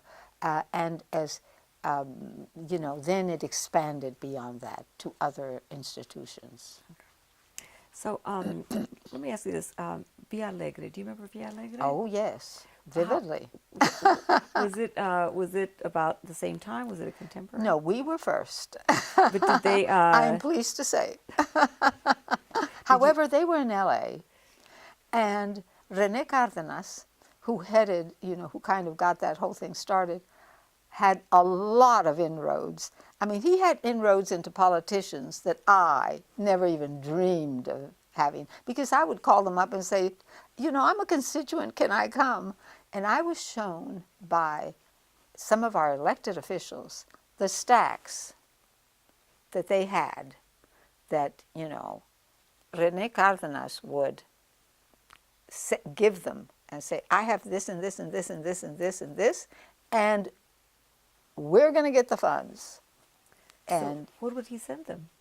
Pardon me? What would he send them? Well, I was not privy. They didn't show me what these documents were. They would just show me the stacks, and they would say to me, well, he's in L.A. and you're in Austin, Texas. And when we would be finalists in competitions, once we were finalists in a competition with Boston. And Boston, they told me this afterwards. They said, they were talking to somebody and they said, do you know that we are finalists with somebody in Austin, Texas? And they said, where? In Austin, Texas. And Boston, which has had WGBH there for 20 million years and very prestigious and everything else. So we were finalists with them, and they said, why is it that we're finalists with them? So we had the disadvantage that we were not in either coast, one. We also had the further disadvantage that Texans have always been looked upon as rubes, It's the Texas drawl, and, I remember when Lady Bird was in the White House, and they would say, and she did phenomenal things. And she was a very, very bright woman who succeeded in doing all kinds of things. Yet, Lady Bird had a Texas drawl. And, and we know the history between the Kennedys and the Johnsons and all of these things that now, we know that at the time we didn't know. But so that there was that, and there was also, I think, the heft. When I negotiated my first budget in Washington, I remember that my first, that cost $1 million budget. I had negotiated the other smaller budgets also. But when I crossed $1 million, I remember going to the Office of the Emergency School Aid Act, project officer and people that were monitoring this. And I show up, and the Villa Alegre people had been there to negotiate their contract. And they had an entourage. I was told this by the project officer later. When I walked in, I was there by myself, and they said, where are the others? And I said, well, I'm the only one. And so, but I walked out of there with $200,000 more than I had walked in with on the budget, because they kept saying, well, we don't think that's going to be enough. If you're going to do this, and it's, going to be, you're on the network, et cetera, and you're incorporated, you need more money. I said, absolutely, I need more money. You're absolutely correct. So in some ways, having Via Alegre's, I don't know if you could regard it as a competitor, but it helped to have more than one. Well, in one instance, it didn't help. In the instance when we were told that the competition was not going to occur. And we were told that by our project officer in Washington. And he said, you know, I'm sorry, but we're not having the competition. And we were expecting to submit a proposal because every year you competed nationally with others. And we competed with Villa Alegre every year for funds.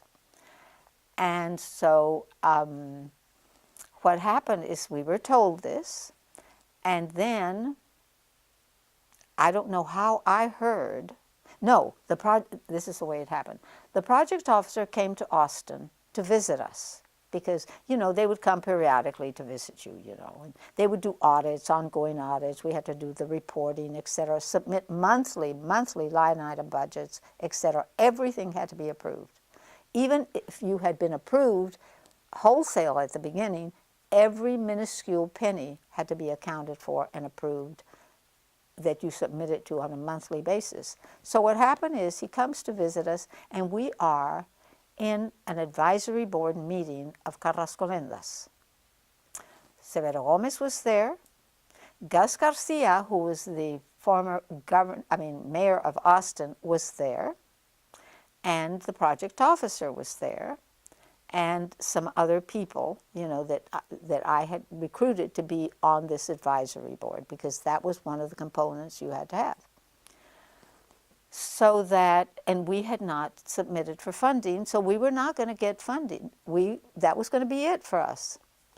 And so I believe that Severo Gomez was the chair of the advisory board, since he was, you know, the Texan. And our advisory boards were national. They reflected geographical distribution, they reflected other Hispanics, you know, other Spanish speakers, you know, whether they were Puerto Ricans or whatever. We made sure that, you know, everyone was covered.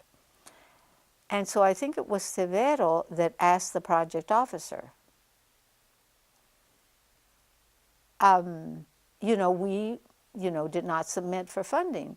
But he said, I'm curious, is Villa Alegre going to get funded? And the project officer said, and, you know, he said, well, yes, they're going to get funded. Well, you know, the proverbial whatever hit the fan. And so we said, what do you mean? Well, we told them what we told you all, but they just decided they would submit anyway to the non-competition, And this is where the activism and the political influence matters. Because at that point, you know, I made the decision, and the general manager of the station of KLRN decided to go with me for the first time to any Washington trip. And because I had happened to have been given an award by Women in Communications, together with, you know, women like Sarah Weddington, you know, and people like that. And I had met the keynote speaker at that you know, luncheon that we had here. And Ann Armstrong, who was from South Texas, she was with, you know, affiliated with the King Ranch family, a very affluent woman, big donor to the current administration in power, and she had been named the ambassador to Great Britain. That's how influential she was. But she was in the White House at that time, prior to her ambassadorship. And I had met her, and she spoke Spanish very well because she'd grown up in South Texas. She met my mother and my sister who were at this luncheon, and she said, oh, she said, if you're ever in Washington, look me up. And I happened to have read in our local paper that Ann Armstrong was in town that weekend. And there was a member of our advisory board who was very good friends with Lucy Baines Johnson. and this woman was very influential, in philanthropic circles in Austin. And I said to Marianne at the time, I said, Marianne, I want you to get word to Lucy Baines Johnson, because I know her. And I want you to tell her that I would like to meet with Ann Armstrong. Because I'm not going to the Department of Education. I'm not going to this project officer that had for months been telling us that there was no competition. And he told us privately after the advisory board meeting broke up, he said, my hands were tied. I was told not to tell you anything. Because, and we were winning awards right and left, international awards, the whole bit. And so I said, I'm not going to the Department of Education. I'm going to the White House. So through this contact, and she said, consider it done. I'm called, because I knew that wherever Ann Armstrong was going to be, Lucy Baines Johnson was also going to be. I mean, I had no proof of this, but I knew that they had to have social things in Austin, and that the Johnson daughter was going to be there, And so, sure enough, Marianne got back to me. She said, I got word to Lucy Baines. She said, I am delivering this message to Ann Armstrong. And so the next day, the general manager and I got a flight out directly to Washington, because through the intercession of the Johnsons, Braniff Airlines had a direct flight from Austin to Washington forever, right? Because, it just happened, right? That's the way things were done. So that what happened is, at the airport was Ann Armstrong. And I said to the station manager, excuse me. And I went up to her and she said, oh my goodness, she said, I had received the thing that you had said. I was going to call you the minute I got back to Washington, because she said, Lucy gave me the note with your number. And I said, well, I'm on my way to Washington because a little thing has come up. She said, you come and see me. You come and see me. And so I said, I will. So I called up and went to the White House. The general manager went with me.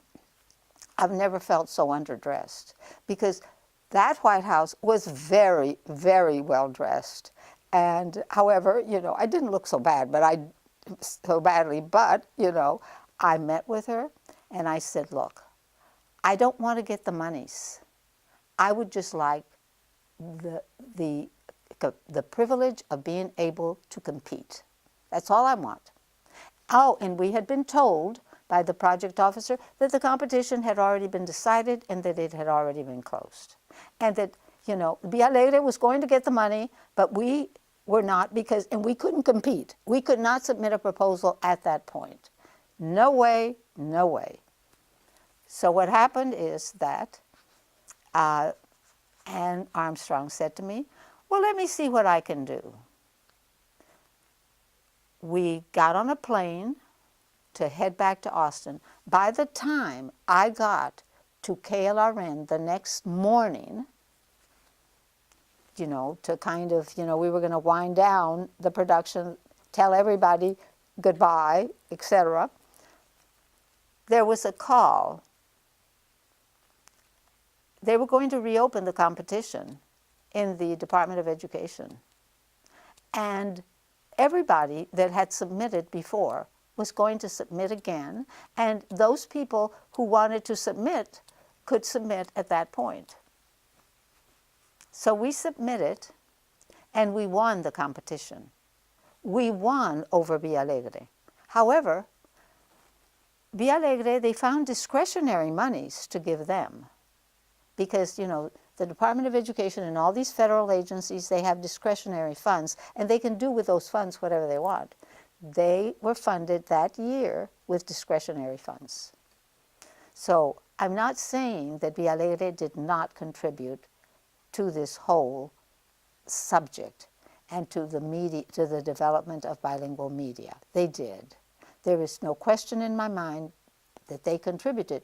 But the fact is that they had ends that we, didn't have, and they were in LA. Just being in LA where you have, mega producers and directors and all kinds of people, actors and everything, and they're right there. They don't have to transport themselves anywhere. So they had tremendous advantages. But it was Carrascolendas that survived.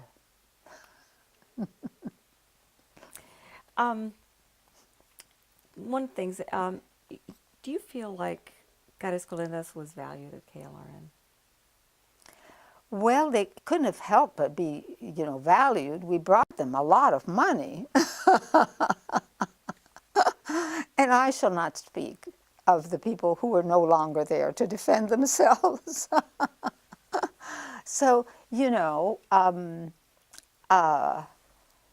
were not, it was not valued to the extent that these people who had worked in this program doing top-notch programming and that had won all kinds of awards, they were not offered jobs. Now, when we went to do these little mini documentaries, and we'd go to Chicago and we'd go to New Mexico and we'd go to other places, the filmmaker the cinematographer that would go with us was an employee of actually the University of Texas. And he did things for public broadcasting. And so he would go with us and he would take that crew. But we had employed directors, that would come and do isolated things. But then we had crew members, that were Mexican Americans. We had the slew of people, after it got very large, we had writers that assisted in the writing. We had a lot of actors. It would have been more difficult to incorporate the actors if there was no dramatic vehicles for them. But there were people who went on to do producing, and people like Graciela Rogerio in New York who went to work for the flagship station in ABC. And she had worked in Carrascolendas, and she became a producer for them for years and years and years. She made a whole career out of that. There were other people that could have been given some opportunities. Perhaps, I don't know. The salaries then were very modest, so it wasn't like, they could have. There were other jobs within public broadcasting that people who didn't have a job would have been willing to do. They could have hired somebody to, participate in the auction that was held, to do the fundraising. There were all kinds of positions that you can have in a station. There were people who had been classroom teachers who were connected with us. They could have been the liaison now with the schools, because public broadcasting has always continued to have programming that is connected with the schools. They could have gone into those jobs. Why did you turn them down? Well, because I felt that it was, an insulting position, one. Not only was I the only one who was to be given a position, but there were others that had been hired, like a few months before our funding came to an end, and they were given the accoutrements of,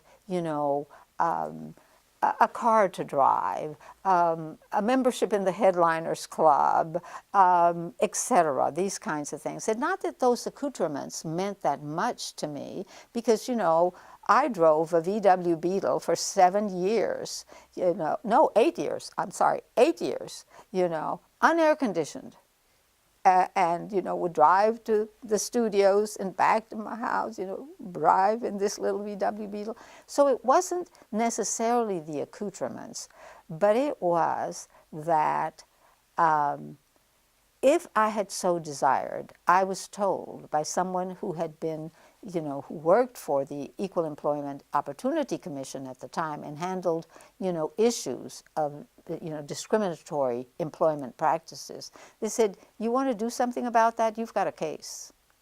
And when the EEOC would go into, places of employment, they measured things like that. They measured, well, what kind of an office do you have? What kind of a salary have you been offered? That kind of thing. And so I felt that I just could not accept the offer. I felt that I could not accept the offer. And so consequently, I left. And I, founded a nonprofit. Why nonprofit and not why not for profit? Because at the time, my whole experience had been with nonprofits, and the funding had been tied to nonprofits. That changed. It changed as people, as people say in LA brought, influence to bear and said, why we're citizens, we should get tax dollars. Other people get tax dollars. Boeing gets tax dollars. Other people get tax dollars. And they're commercial operations. And they had lobbyists there in Washington around the clock. So that then they opened up the funding and they said, if you are a corporate entity, and one of our competitions in one of these, Department of Education competitions was Walt Disney, was the Disney corporation that submitted something. I don't think they got funded, but they were competing. And so that then these people who were very savvy to these ways, and so who had, who were able to pay lobbyists, they said, these are tax monies. And in truth, the federal government has always funded for-profit companies. They compete for all kinds of things, production of materials, all kinds of construction projects, everything, infrastructure that's done, are done with for-profit companies. Somebody in the Department of Education decided that these monies should go to a nonprofit. And, and I think Children's Television Workshop was a nonprofit. And Mr. Rogers' Neighborhood came out of the Pittsburgh PBS station.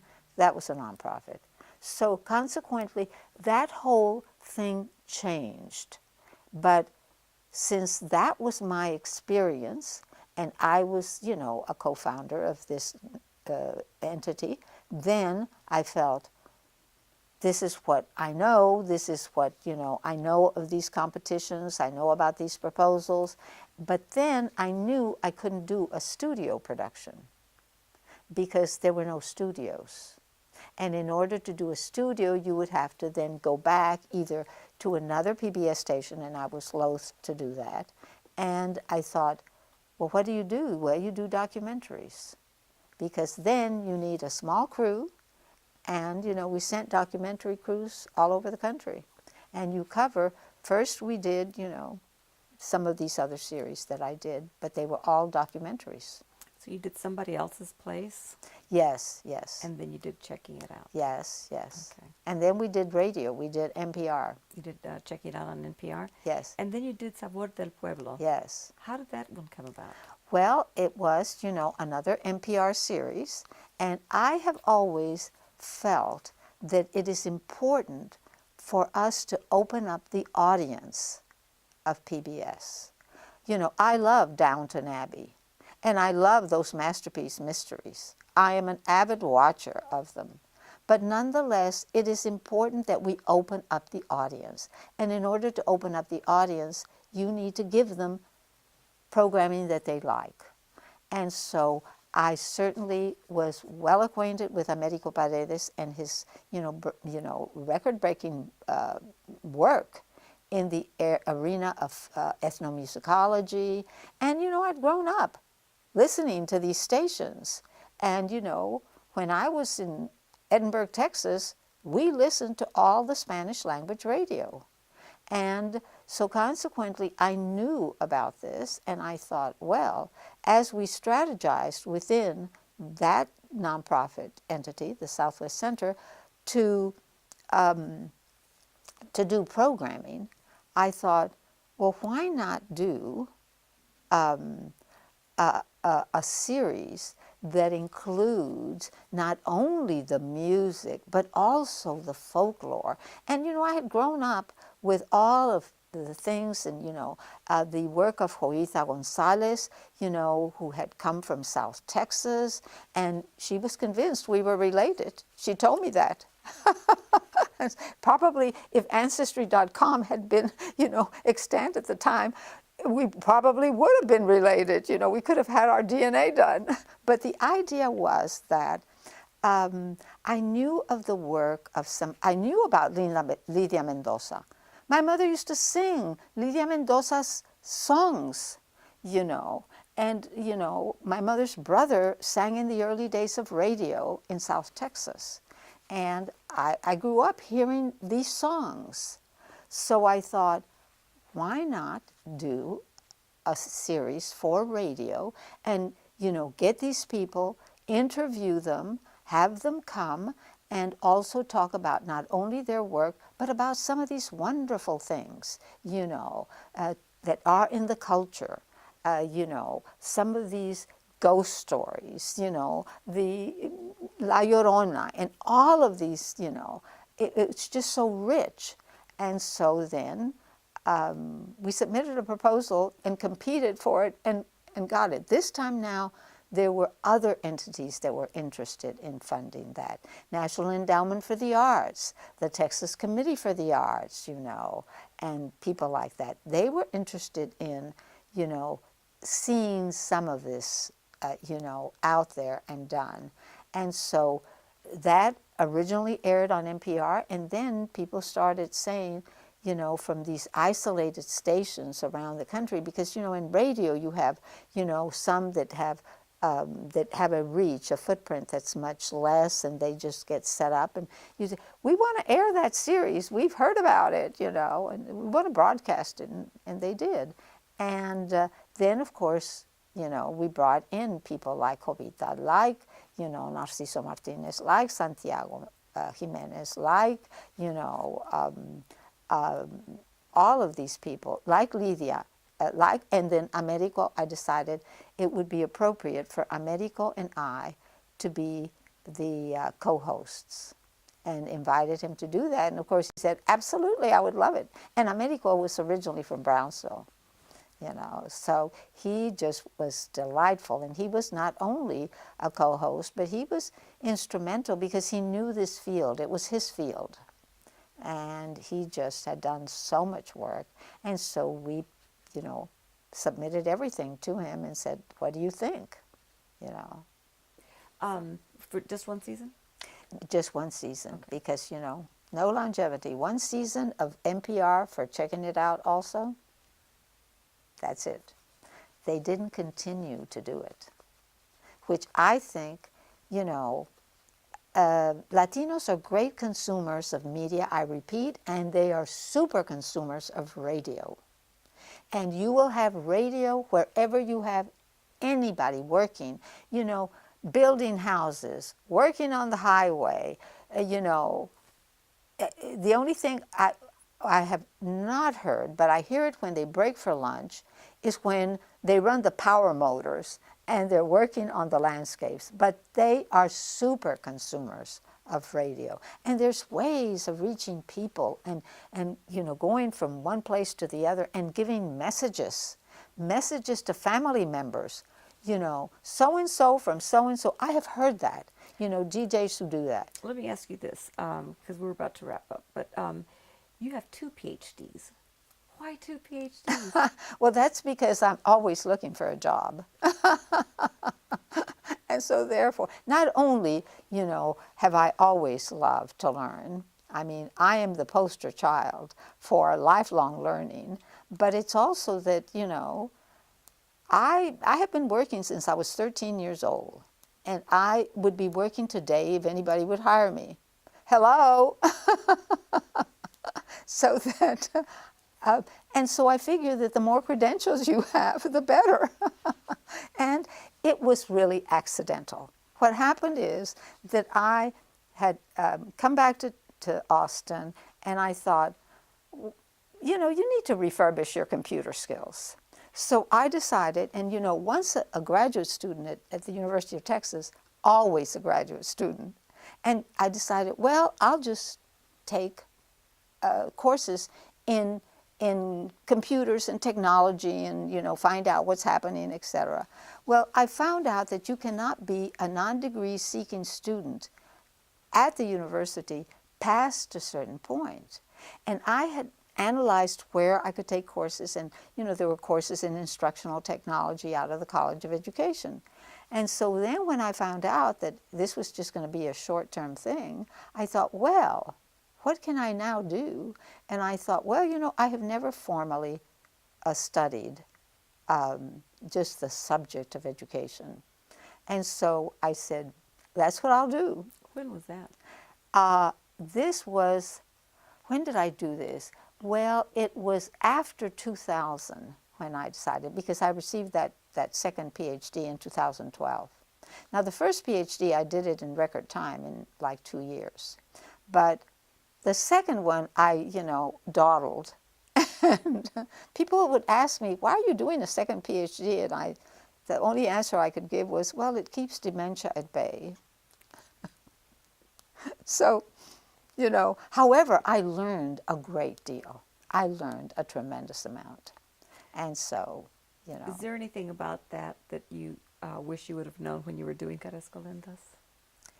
Well, one, since the trends in education, maybe they're not as volatile as the Texas weather, but almost, they come and go. There are trends that come and go in education, just like they come and go in politics, etc. And so I think my position, my debating position would have been stronger, because if I had been Dr. Barrera instead of, cheesy Aida Barrera with a BJ degree, and all these educators were pouncing on me and saying, well, where do you come off doing X, And that, then I could have said, well, listen, I will cite this scholar and that, and I cited those scholars in the proposals because I did my homework, and I've always done well in school. I've always done well in school. So writing proposals is like, doing well in school, right? But there were the gatekeepers, and it was the gatekeepers who were, who sometimes felt threatened. Others were phenomenal, but some who felt threatened because I was coming in and I didn't have credentials. I had not even taught in the public schools. Nothing. I did not get an elementary education degree of any kind. So some of them, but now these were not the teachers that received our programs. These were not the administrators that received our programs. These were the gatekeepers in certain agencies that said, well, why do you want to call it Carrascolendas? That was from the head, well, it was the second in command at an education service center. He said, I can't pronounce it. Why are you calling it that? I can't say that. And so I said, well, I've been in classrooms with, first graders, second graders, third graders, and I say Carrascolendas, and they repeat it right back to me, Carrascolendas, whether they speak English or Spanish or whatever they speak. They can say it. And so then people like, Severo Gomez was a tremendous ally. And so he requested from me that I give him a rationale. And I said, well, this is the name, the original historical name of the town in South Texas where I was born and my whole family was born. Well, and I gave him the whole thing about the fact that you were speaking to a child who had been denigrated for not speaking the correct Spanish, and that name had been a transposition that had been orally transmitted from the original official name Carnestolendas.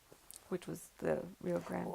Which was the official name, but the people never remembered it as Carnestolendas. They always said Carrascolendas. Carrascolentas. But the real name of the town now is what? The real name of the town now is Rio Grande City in Starr County. Aida Barrera, it has been a great pleasure to interview you. Thank you so much. Well, thank you for having me.